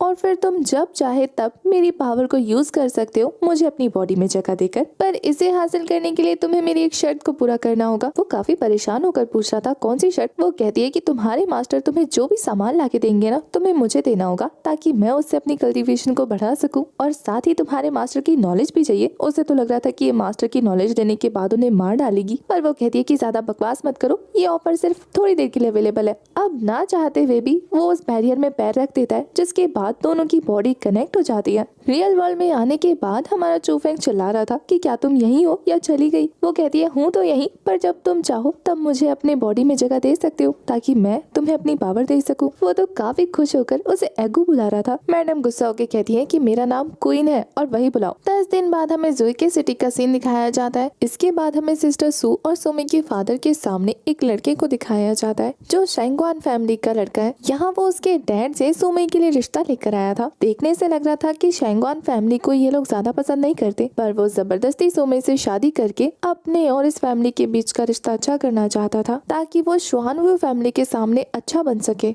वैसे तो शुआनवू फैमिली के साथ जू के सिटी की अच्छे रिलेशनशिप नहीं थे, तो इस बात का फायदा उठाकर वो इस शादी के लिए हामी भरवा लेता है। दूर से ये सारी चीजें हमारा चूफेंग देख रहा था तो वो सामने आकर उसकी बेइज्जती कर देता है। इसके बाद तो वो बंदा हमारे चूफेंग के साथ फाइट करने वाला था। सुमई तो ये देखकर काफी ज्यादा खुश हो जाती है कि उसका हीरो से बचाने आ गया। यहाँ चूफेंग की फाइटिंग स्किल्स देखने के बाद सुमई के फादर पूछ रहे थे कि आखिर इस लड़के की क्वालिफिकेशन क्या है, तो सिस्टर सू उसे चूफेंग के बारे में सब कुछ बता देती है। यहाँ चूफेंग उस लड़के से हार रहा था तो ये देखकर क्वीन कह रही थी कि क्या तुम्हें किसी लड़की की हेल्प चाहिए, वो तो मना कर देता है। और अब तो फाइट के दौरान चूफेंग ने मैजिक बैरियर का यूज किया था। ये देखकर तो उसके फादर और ज्यादा शॉक हो जाते हैं। ये बंदा तो चूफेंग के हाथों बुरी तरीके से पिट जाता है। ये देख के तो सुमई सीधा उसकी गोद में जाके गिरती है। वो तो उसकी गोद में चढ़े होकर ही काफी ज्यादा खुश होते हुए कह रही थी कि मुझे पता था कि तुम जरूर आओगे। बेचारा चूफेंग काफी ज्यादा एम्बेरस हो रहा था उसकी फैमिली के सामने। और यहाँ क्वीन कहती है कि लड़कों की फितरत, एक लड़की से मुलाकात करने के लिए इतनी दूर और एक गुंडे से लड़ाई भी कर ली। वाह। वो तो उसे उसका मुंह बंद करने को कहता है क्योंकि ये लोग काफी अच्छे दोस्त थे, पर क्वीन कहाँ मानने वाली थी। वो कहती है किस किस का मुंह बंद कराओगे, और सुमई के फादर से जगाने लगते हैं। यहाँ सुमई के फादर किसी बरियल के टॉपिक पर बात कर रहे थे, पर इसने तो कुछ सुना ही नहीं। ये कहता है कि क्या आप फिर से बोल सकते हैं। वो तो उसके आज के बिहेवियर के लिए उसे थैंक यू बोलते हैं, पर ये तो मना करा था। नहीं, आपको ऐसा करने की जरूरत नहीं है। वैसे आप क्या कह रहे थे। यहाँ तो सुमई के फादर उसे उसके बारे में सारी बातें बता देते हैं। यहाँ चूफेंग को किंगलोंग सेक्ट की हिस्ट्री के बारे में भी पता लगता है, और साथ ही ये भी कि सुमई के फादर को अब तक घटी उसके साथ सारी घटना का पता है। इसी के साथ उन्हें ये भी पता है कि हमारे चूफेंग के पास स्पिरिचुअल पावर है। इसी बीच में बेचारा आराम से चाय के मजे ले रहा था कि सुमई के फादर कहते हैं कि तुम सुमई के बारे में क्या सोचते हो। उसके मुंह में तो चाय फंस जाती है जब वो ये सुनता है कि इसके फादर उसे अपना दामाद बनाना चाहते हैं। सुमई तो वहाँ शर्म से लाल पीली हो रही थी, और यहाँ ये लड़का कहता है कि हम कैसे गरबा के बारे में क्यों नहीं बात कर रहे हैं। तो सुमई के फादर कहते हैं कि इसी के साथ मुझे अपना दूल्हा भी चाहिए जो मेरे सजाको सिटी जितना ही पावरफुल हो और उसके पास स्पिरिचुअल पावर भी हो जो कि तुम्हारे पास है। अगर तुम मेरे दामाद बन के मेरे फोर्स को ज्वाइन करते हो तो यहाँ का आधा फंड तुम्हें मिलेगा, इस सिटी का आधा ट्रेजर भी तुम्हारा हो सकता है। यहाँ क्वीन भी कह रही थी कि ये ऑफर काफी ज्यादा अच्छा है, तुम्हें उस टॉम में जितने बीट्स मिले ना उससे तो 40 गुना ज्यादा अच्छा है। यहाँ सुमई के फादर कह रहे थे कि मैं चाहता हूँ कि तुम अपनी कल्टीवेशन को स्ट्रॉन्ग करो और साथ ही खुद को मेरी बेटी के लिए सिक्योर भी करके रखो। ये सुन के तो क्वीन भी कह रही थी कि कह दो इन्हें कि मेरे दिल में आपकी बेटी के अलावा और कोई नहीं होगा, और इसके साथ तुम्हें काफी सारा खजाना मिल जाएगा। ये ऑफर बहुत ज्यादा अच्छा है, तुम्हारी कल्टीवेशन एकदम से इंक्रीज हो जाएगी। क्वीन तो उसे मैनिपुलेट कर रही थी। साथ ही यहाँ सुमई के फादर भी फोर्स करने लगते हैं, पर चूफेंग खड़ा होते हुए कहता है कि आप अपनी बेटी का अपमान कर रहे हैं, मैं इस ऑफर को एक्सेप्ट नहीं कर सकता। और ये बोल के वो वहाँ से चुपचाप चला जाता है। सुमई तो रोना स्टार्ट कर देती है, उसे काफी ज्यादा बुरा लग रहा था, पर सिस्टर सू जानती थी कि वो क्या करके गया है। वैसे अगर लड़के के दिल में प्यार ना होना तो तुम उसे सोने चांदी से तोल दो, फिर भी वो तुम्हारा नहीं हो सकता, पर अगर उसे मोहब्बत है तो वो एक ही झटके में तुम्हारा हो जाएगा, चाहे तुम कितने ही गरीब क्यों ना हो।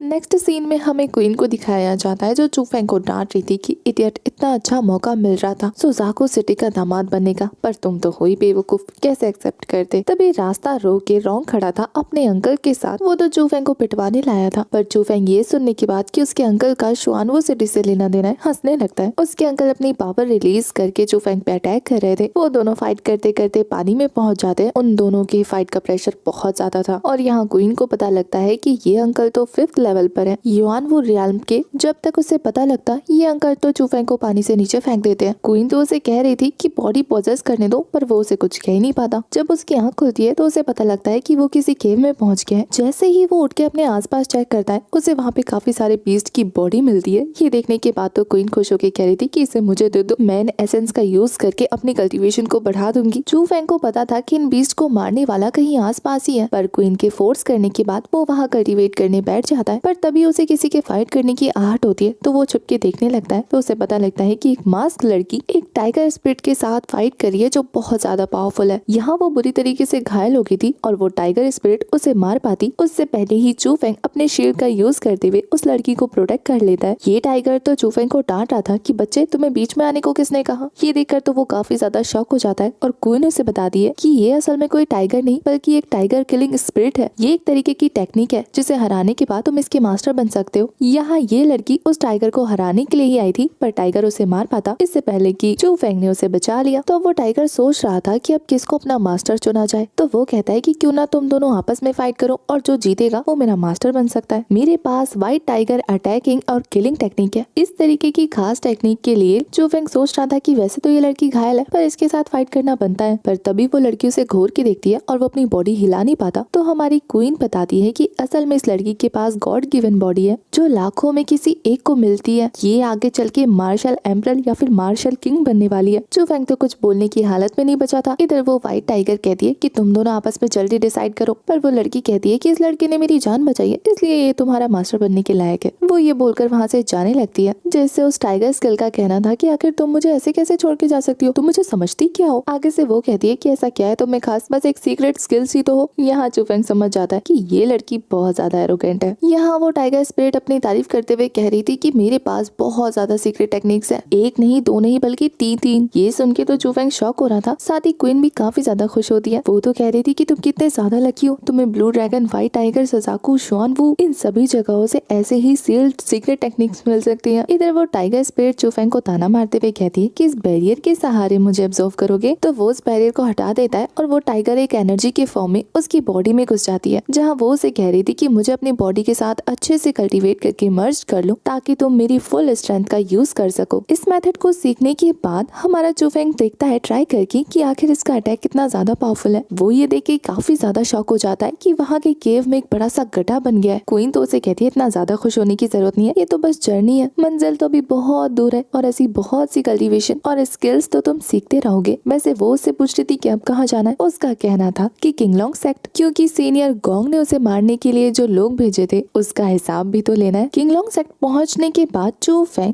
सीनियर गोंग को कन्फ्रंट करा था और उसका कहना था कि आखिर मैं तुम्हें मारने के लिए लोग क्यों भेजूंगा। जहाँ चू फेंग कहता है क्योंकि तुम्हें लग रहा होगा कि एक साल अभी बहुत लंबा है, उससे पहले इस लड़के का काम खत्म कर दूं। वो तो कहता है कि क्या तुझे मरना है जो तू ऐसे झूठे झूठे इल्जाम लगा रहा है मुझ पे। पर चू फेंग फटाफट तेजी से उसके ऊपर चढ़ते हुए उसे थप्पड़ मार के उसके सामने खड़ा हो जाता है रिलैक्स होकर। ये मूव बहुत ज्यादा फास्ट था, बेचारा हक्का बक्का रह जाता है और फिर गुस्से में अपने स्पिरिचुअल स्वॉर्ड का यूज करते हुए वो चू फेंग को मारने आ रहा था। पर चू फेंग अपने आगे उस शील्ड बैरियर को बनाकर उसके स्पिरिचुअल स्वॉर्ड को टुकड़े टुकड़े कर देता है। वो ये देखकर तो सोच रहा था कि ये तो इम्पॉसिबल है, पर फिर चू फेंग के अटैक को डॉच नहीं कर पाता और जैसे उसने चू फेंग को जमीन में गाड़ा था वैसे ही चू फेंग भी उसे जमीन में गाड़ देता है। ये देखने के बाद बच्चे सोच रहे थे आखिर ये इतना स्ट्रॉन्ग कैसे हो गया, पर चू फेंग तो उसे उसी के स्टाइल में गर्दन से उठाकर कह रहा था अब कैसा लग रहा है। इससे पहले कि वो उसके मेरिडियंस को ब्लॉक कर पाता, वहाँ पर एक दूसरे एल्डर आकर काफी फास्टली चू फेंग पे अटैक करने लगते हैं। चू फेंग उनके अटैक्स को डॉच करने की काफी ज्यादा कोशिश कर रहा था। एल्डर तो अपने अटैक से चू फेंग को दीवार पे दे मारते हैं। यहाँ ये एल्डर इतने ज्यादा खतरनाक थे कि चू फेंग को 2-4 मूव में ही जमीन पर दे पटकते हैं। उनके अटैक स्किल्स को देखने के बाद क्वीन कहती है कि बहुत बुरा हुआ, ये पर्सन तो स्वान वू लेवल के 9 पर है, इसलिए जल्दी से मुझे तुम्हारी बॉडी हैंडल करने दो। तो चू फेंग उसे अलाउ कर देता है, पर ये एल्डर इतने ज्यादा स्ट्रॉन्ग थे कि हमारी क्वीन भी उसके अटैक को नहीं संभाल पाती। यहाँ स्पिरिचुअल स्पेस में पहुंचने के बाद चू फेंग उसे जगाने की कोशिश कर रहा था, पर वो कहती है गधे, मैंने इस बार बहुत ज्यादा पावर यूज कर लिया, अब मुझे थोड़ी सी रेस्ट की जरूरत होगी। फेंग के पूछने पर कितना, तो वो कहती है कि काफी ज्यादा, और ये बोलने के बाद वो फिर से एग बन जाती है। पर जाने से पहले वो चू फेंग को बोल के गई थी कि यहाँ से भाग जाओ, तुम इससे नहीं लड़ सकते। यहाँ वो एल्डर जो चू फेंग पे अटैक कर रहे थे वो भी उसके मेरिडियंस तोड़ने आगे बढ़ रहे थे, पर तभी वहाँ चीफ एल्डर पहुंच जाते हैं। चीफ एल्डर को देखने के बाद ये एल्डर कहते हैं कि तुम हो कौन मेरे सामने जो मुझे इसके लिए रोक रहे हो। पर तभी वहाँ एल्डर ल्यू भी पहुंच जाते हैं। अपने सामने 2 पावरफुल लोगों को देखने के बाद वो बंदा वहाँ से ये कहते हुए चला जाता है कि 1 साल बाद कौन खुद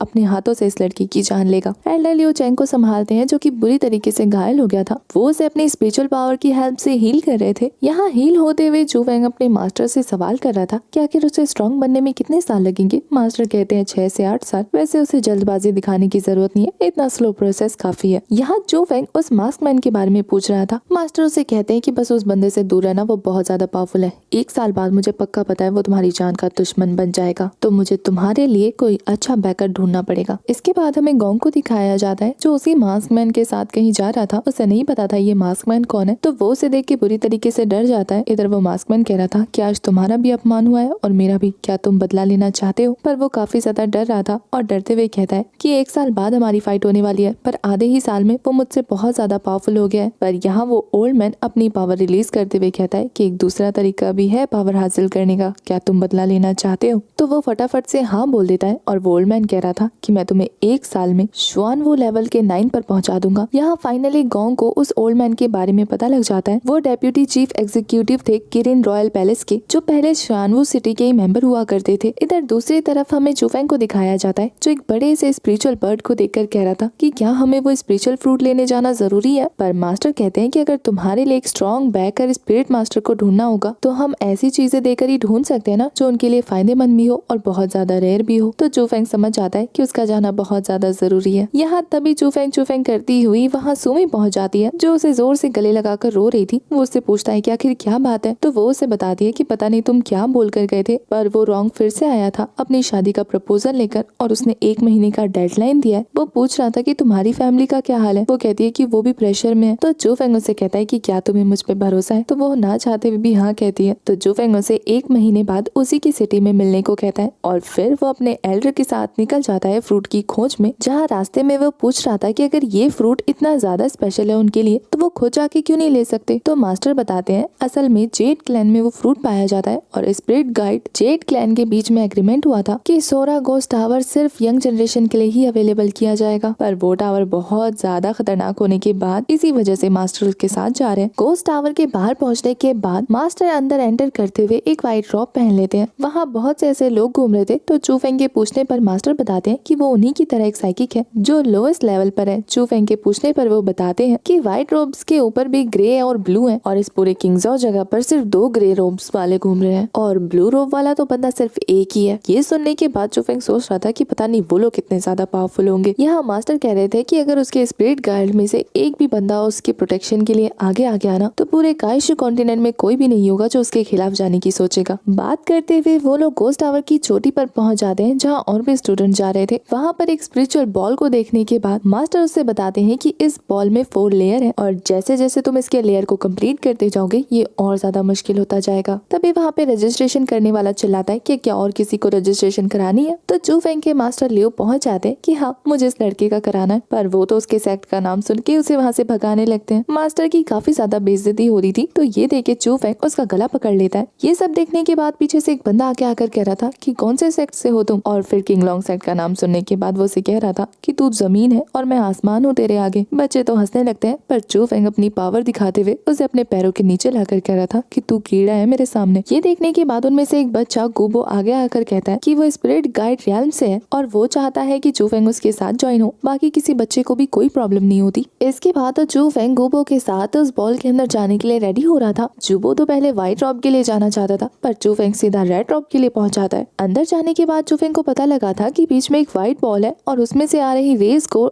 अवॉइड करते हुए उसे उस बॉल के पास जाना होगा। ऐसा करते हुए वो फर्स्ट राउंड को क्लियर कर देता है। सेकंड राउंड में जाने के बाद उसे पत्थरों को अवॉइड करना था। यहाँ बाहर काफी सारे बच्चे बाहर आ रहे थे और मास्टर को उसकी फिक्र होने लगती है। बॉल के अंदर का सीन दिखाया जाता है जहाँ एक शैतान बच्चा हमारे चूफेंग को वहाँ से बाहर निकालने की तैयारी कर रहा था पर चूफेंग तो अपने फास्ट मूव का यूज करते हुए उसके सभी साथियों समेत उसे भी बाहर फेंक देता है, ये कहते हुए कि बड़ा था मुझसे पंगा लेने। वैसे उसने उसे क्या चांटे बजाए थे वो भी जिंदगी भर याद रखेगा किससे पाला पड़ा था। इसके बाद चूफेंग तेजी से उस बॉल के अंदर जाने लगता है। थर्ड राउंड में पहुंचने के बाद वो एक बैरियर को हटाते हुए काफी सारे फायर बॉल्स को डॉज करते हुए आगे बढ़ रहा था। थर्ड फ्लोर के ऊपर पहुंचने के बाद उसे वहाँ काफी सारे लावा नजर आता है। साथ ही उसे वहाँ पर एक और स्टूडेंट नजर आता है जो दूसरे स्टूडेंट को परेशान कर रहा था। इससे पहले कि वो उसे मार पाता चूफेंग आगे आ जाता है। चूफेंग को देखने के बाद ये पर्सन अपनी स्वॉर्ड लेकर उसे मारने आ रहा था पर चूफेंग अपने व्हाइट टाइगर स्पिरिट का यूज करता है। वो स्पिरिट आते ही उसके स्वॉर्ड को तोड़ देती है। वो उसे खाते खाते रुक जाता है। इतनी बुरी तरीके से ये बंदा डरने के बाद भी धमकी दे रहा था कि मेरी ये क्लैन तुम्हें बिल्कुल नहीं छोड़ेगा। वो तो उसे वहाँ से नीचे फेंक देता है ये कहते हुए कि तुम मरना डिजर्व करते हो। अब वो उस बुरे हुए पर्सन को कह रहा था कि क्या तुम मेरे साथ 4th फ्लोर पे जाना चाहते हो। वो कहता है कि मैं बहुत ज्यादा थक गया हूँ और बहुत ज्यादा इंजर्ड भी हूँ। तो वो बंदा वहीं रुकने वाला था और हमारा चूफेंग बैरियर मेथड का यूज करते हुए अपनी बॉडी को चारों तरफ से ढककर 4th फ्लोर यानी कि उस लावा के अंदर पैर रख देता है। उसके जाने के बाद ये सोच रहा था कि 100 सालों में पहली बार कोई बंदा इस फ्लोर को कंप्लीट कर रहा है। वू फैंग को बाहर देखने के बाद उसके यहाँ के एल्डर बहुत बुरी तरीके से शॉक हो गए थे। लास्ट वाला बंदा आकर सभी एल्डर्स को बताता है कि चू फैंग लास्ट फ्लोर तक पहुंच गया है। ये सुनने के बाद तो वहाँ के चीफ एल्डर भी बहुत बुरी तरीके से शॉक हो जाते हैं। इधर चू फैंग जैसे ही उस स्पिरिचुअल फ्रूट के पास पहुंचता है, उसे हासिल करने वाला था, वहाँ पर एयर टॉर्नेडो आकर उसे नीचे की तरफ खींचने लगता है। वो तो खुद को शील्ड बना के रोकने की कोशिश करा था, पर वो शील्ड भी ब्रेक हो जाती है। चू फैंग को फ्रूट नजर आ गया था और वो अब भी उसे हासिल करने की काफी ज्यादा कोशिश करता है। वैसे तो वो यहाँ बुरी तरीके से थक गया था, पर उसकी ड्रैगन बॉडी एक्टिवेट होती वो उस फ्रूट को हासिल कर लेता है। चू फैंग को उस फ्रूट की पावर पे शक हो रहा था, तो वो उसे खा के देख रहा था। तभी पीछे से वहाँ पे डीमन मंकी किंग की एंट्री हो जाती है, जिसके बारे में उसे गुबो ने आते ही बता दिया था। और यहाँ वो उसे देखकर सोचता है कि बुरी तरीके से फंस गए। यहाँ वो मंकी किंग चू फैंग को पकड़ के कह रहा था, तुम्हें पता है मैं 100 सालों से कितना अकेला था, अब तुम फाइनली यहाँ आ गए हो, क्या तुम ब्लू रॉब्ड स्पिरिटिस्ट बनना चाहते हो? यहाँ मंकी किंग के मुंह से वो बातें सुनने के बाद चू फैंग को लग रहा था कि कहीं ये मन की बातें जान लेता है। वो मंकी किंग कहता है कि 2 सालों में मैं तुम्हें बना दूंगा। तभी यहाँ चू फैंग को एहसास होता है कि उसकी क्वीन जाग गई है, तो वो आकर जब उसे आवाज मारता है, उसके सामने एक प्यारी सी खूबसूरत सी लड़की आ जाती है। वो तो उसे पूछ रहा था कि अगर दोबारा अगर खुद को चोट पहुंचाने की कोशिश की ना तो देख लेना। वैसे वो उसके काफी पास जाकर बोल रहा था, तो मैडम कहती है कि मेरा कितना एडवांटेज लेना है ना, इसकी भी एक लिमिट है, दोबारा पास आए ना तो भून दूंगी। ये सुन के तो वो खुद शॉक रह जाता है और फिर पूछ रहा था कि तुम्हारा अपीयरेंस कैसे चेंज हो गया। मैडम कहती है कि ऑफ कोर्स तुमने जो फ्रूट खिलाया उसकी वजह से मेरा कल्टीवेशन बढ़ गया और मेरा अपीयरेंस चेंज हो गया। जैसे जैसे मेरी कल्टीवेशन बढ़ती जाएगी मेरा अपीयरेंस चेंज होता जाएगा। वैसे वो ये जानकर काफी ज्यादा खुश होती है कि चू फैंग अपने लाइफ का रिस्क लेकर उसकी जान बचाने आए। वो कहती है हमारे रियल में भी इस फ्रूट को हासिल करना बहुत ज्यादा मुश्किल है। चू फैंग कहता है कि स्पिरिट वर्ल्ड में भी रियल होते हैं। वो कहती है हाँ होते हैं ना, यहाँ पे 7 स्पिरिचुअल रियल में, जिसमें demon, devil, immortal, Buddhas, ghost, beast, सोरास सब शामिल है। और सोरा यहाँ का स्ट्रॉन्गेस्ट स्पिरिट वर्ल्ड है और हमारी क्वीन भी एक सोरा है। वो कहती है हम बहुत ज्यादा पावरफुल है। यहाँ क्वीन से बातें करने के चक्कर में हमारा फैंग रियल वर्ल्ड से डिस्कनेक्ट हो गया था, जहाँ मंकी किंग उसे जगाने की काफी ज्यादा कोशिश करते हैं। यहाँ क्वीन उस बीस्ट के बारे में बताती है कि बहुत ज्यादा पावरफुल डिमोनिक बीस्ट है। क्वीन की बातों के अकॉर्डिंग ये डिमोनिक बीस्ट पर्पल रॉबर्ट स्पिरिटिस्ट है, जो इस बॉल के अंदर आ जा सकता है क्योंकि ये लोग बहुत ज्यादा फास्ट होते हैं। पर इतना अंदर आने के बाद ये 100 सालों तक यही फंसा रह गया। इससे ये पता लगता है कि इसकी मेंटल पावर बहुत ज्यादा हाई है। यहाँ चू फैंग पूछ रहा था अगर ये इतना ज्यादा पावरफुल है तो इसे यहाँ से बाहर निकलने के लिए क्या चाहिए होगा, तो क्वीन उसे आंसर बता देती है। तो यहाँ वो उस मंकी के साथ डील करने लगता है कि तुम्हें यहाँ से बाहर निकलने के लिए पर्पल रॉब ड्रिंक मास्टर की जरूरत है ना। वो तो बहुत ज्यादा खुश हो जाता है, पर यहाँ चू फैंग कहता है कि 2 साल की लिमिट चाहिए। मंकी किंग का कहना था अगर मैंने तुम्हें ब्लू रॉब मार्शल आर्टिस्ट बना दिया और तुमने मुझे छोड़ दिया तो चू फैंग का कहना था कि क्या तुम्हारे पास चॉइस है। इस बात पे तो वो खुश होते हुए कहता है मुझे तुम्हारी ये अदा बहुत पसंद आई। बाहर तो उन दोनों क्लैंस के बीच में फाइट चल रही थी कि किसने किसको हराया। चीफ एल्डर आकर सबको शांत कराते हैं। इसके बाद वो सभी चू फैंग के बारे में बात कर रहे थे। तभी उस बॉल में से काफी तेज एनर्जी बाहर निकलती है। चू फैंग बाहर आते हुए सोच रहा था कि वो मंकी तो इतना बदतमीज है, उसने मुझसे मास्टर की टेक्निक छीन ली। तभी उसके सामने रिंग्ड स्पिरिट्स के लोग आ जाते हैं। तो चू फैंग उन सबको देखने के बाद कह रहा था कि आप लोग मुझे मेरा व्हाइट रॉब दे दो, पर वहाँ के एल्डर डिक्लेयर करते हैं कि इसे ग्रे रॉब दिया जाए। इसके बाद एल्डर कहते हैं कि आज से दुनिया के किसी भी कोने में अगर तुम्हें कुछ भी प्रॉब्लम होती है तो तुम हमारे गिल्ड आकर बता सकते हो, क्योंकि तुम्हें यहाँ से काफी स्ट्रॉन्गेस्ट सपोर्ट मिलने वाला है। मास्टर तो ये देखकर काफी ज्यादा खुश हो जाते हैं। यहाँ वो चीफ एल्डर आकर एल्डर लियो को कह रहे थे कि क्या तुम हमारे हाई क्लाइन को ज्वाइन करना चाहोगे। मास्टर तो ये सुन के काफी ज्यादा शॉक थे। उस पे चू फैंग उन्हें ग्रीट करते हुए बताता है कि वो फाइनली उस टावर के सभी लेवल को क्रॉस करके ग्रे रॉब स्वॉर्ड मास्टर बन चुका है। मास्टर तो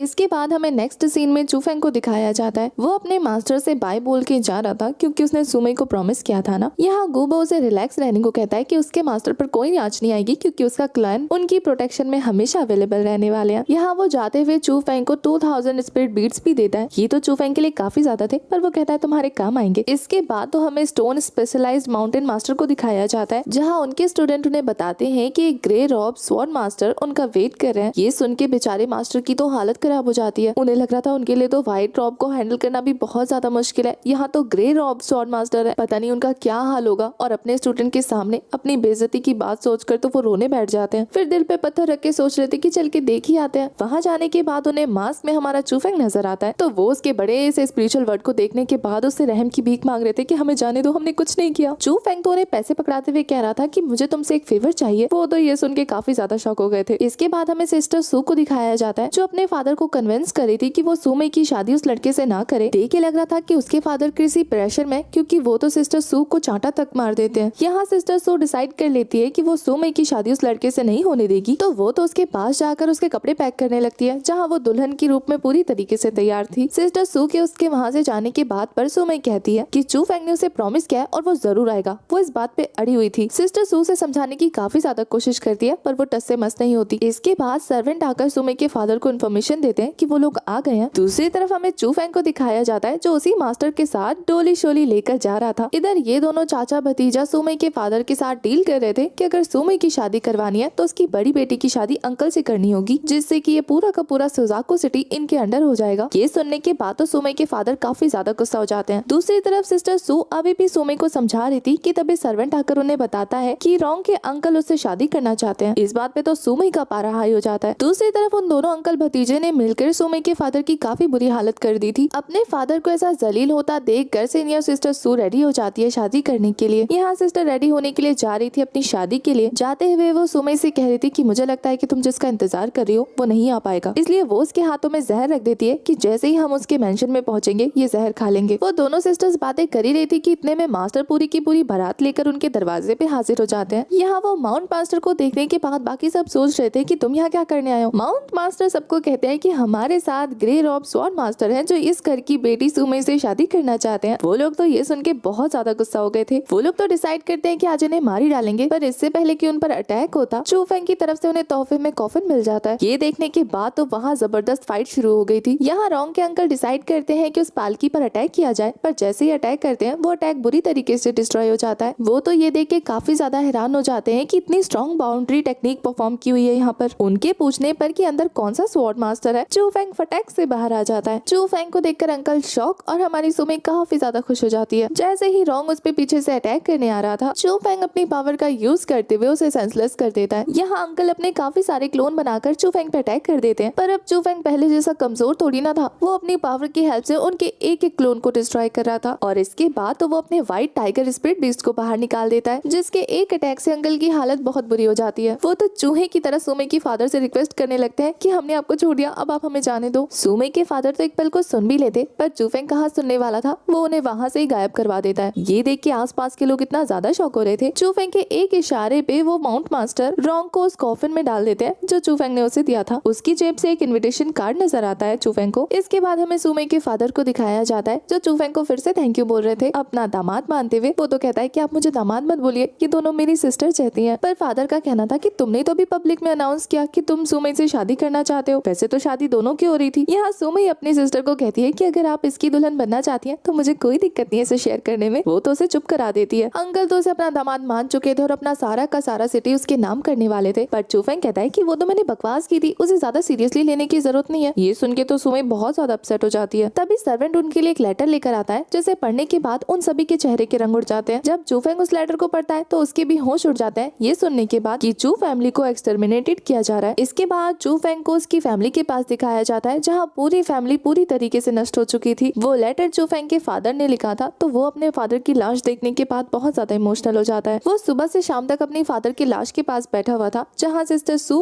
और सुमई उसे समझाते हैं कि उसके फादर को प्रॉपर बरियल देना होगा। अगर वो ऐसे ही चुपचाप बैठा रहा तो उसके दुश्मन बहुत ज्यादा खुश हो जाएंगे, इसलिए अगर वो चाहता है कि उसके फादर को शांति मिले तो उसे अपना ख्याल रखना होगा। यहाँ क्वीन उसे कहती है कि उसे ऐसे चुपचाप हाथ पे हाथ धरे बैठना नहीं चाहिए, अपने दुश्मनों को ढूंढकर उन्हें मारना चाहिए। वो हमेशा उसके साथ रहेगी और चू फेंग इस बात पे रेडी हो जाता है और वो कसम खाता है कि उसकी फैमिली को डिस्ट्रॉय करने वाले को वो जिंदा नहीं छोड़ने वाला। सारा दिन बारिश में भीगने की वजह से उसकी तबीयत खराब हो जाती है, जहाँ सुमई उसका ख्याल रख रही थी। वो तो होश में आते ही अपने दुश्मनों को ढूंढने जाने वाला था, पर सुमई उसे रोक लेती है। सिस्टर सू के वहाँ आने पर वो उनसे न्यूज पूछ रहा था, पर वो कहती है पहले दवाई खाओ। इसके बाद वो उसे बताती है कि तुम्हारी फैमिली के साथ ये सब करने वाला वोहू विलेज के लोग हैं। इन तरीके के दुश्मनों के बारे में चू फेंग को कोई आइडिया नहीं था, तो चू फेंग को पता लगता है कि उन लोगों को किसी ने हायर किया था। यहाँ चू फेंग सिस्टर से पूछता है कि क्या आपको पता है ये किसने कराया। उसके हाँ बोलने पर वो फटाफट उसे मारने जाने वाला था, पर सुमई उसे रोकती है कि उन्हें नहीं पता कि कितने लोग थे और कौन थे, तो पहले कल तक कंफर्म करने दो। पर चू फेंग का कहना था कि उनके लिए कल है ही नहीं। वोहू विलेज का सीन दिखाया जाता है, जहाँ सब लोग काफी अच्छे से सेलिब्रेट कर रहे थे। तभी वहाँ अपने स्पिरिचुअल बेस पे बैठने के बाद चू फेंग पहुंचता है। उसकी धांसू एंट्री के प्रेशर से सब लोग पूरी तरीके से डर गए थे। वो तो अपनी पावर रिलीज करते हुए काफी सारे लोगों को एक साथ मार रहा था। ये देखने के बाद तो वो लोग बुरी तरीके से डरने लगते हैं। यहाँ चू फेंग उनसे पूछता है कि आखिर चू फैमिली को डिस्ट्रॉय करने के लिए उन्हें किसने कहा था। वो बंदा ना कहता इससे पहले चू फेंग कहता है कि अपने हाल के बारे में सोच लेना। इसके बाद वो अपने बैरियर को और ज्यादा बड़ा करके कहता है कि भागने का तो सोचना भी मत, क्योंकि उसके ऑरा के रेंज में जितने भी लोग आ रहे थे वो बुरी तरीके से खत्म हो रहे थे। उन्हें ना बताता हुआ देखकर चू फेंग उनके लीडर को मार डालता है। ये देखने के बाद बाकी सारे जोर जोर से चिल्लाकर उस हाईवे क्लाउड के बंदे का नाम बताने लगते हैं जो शुआनवू सिटी से था। इन लोगों ने उस बंदे के कहने पर उन्हें मारा। वो तो डर के मारे उसका संदेश भी दे देते हैं।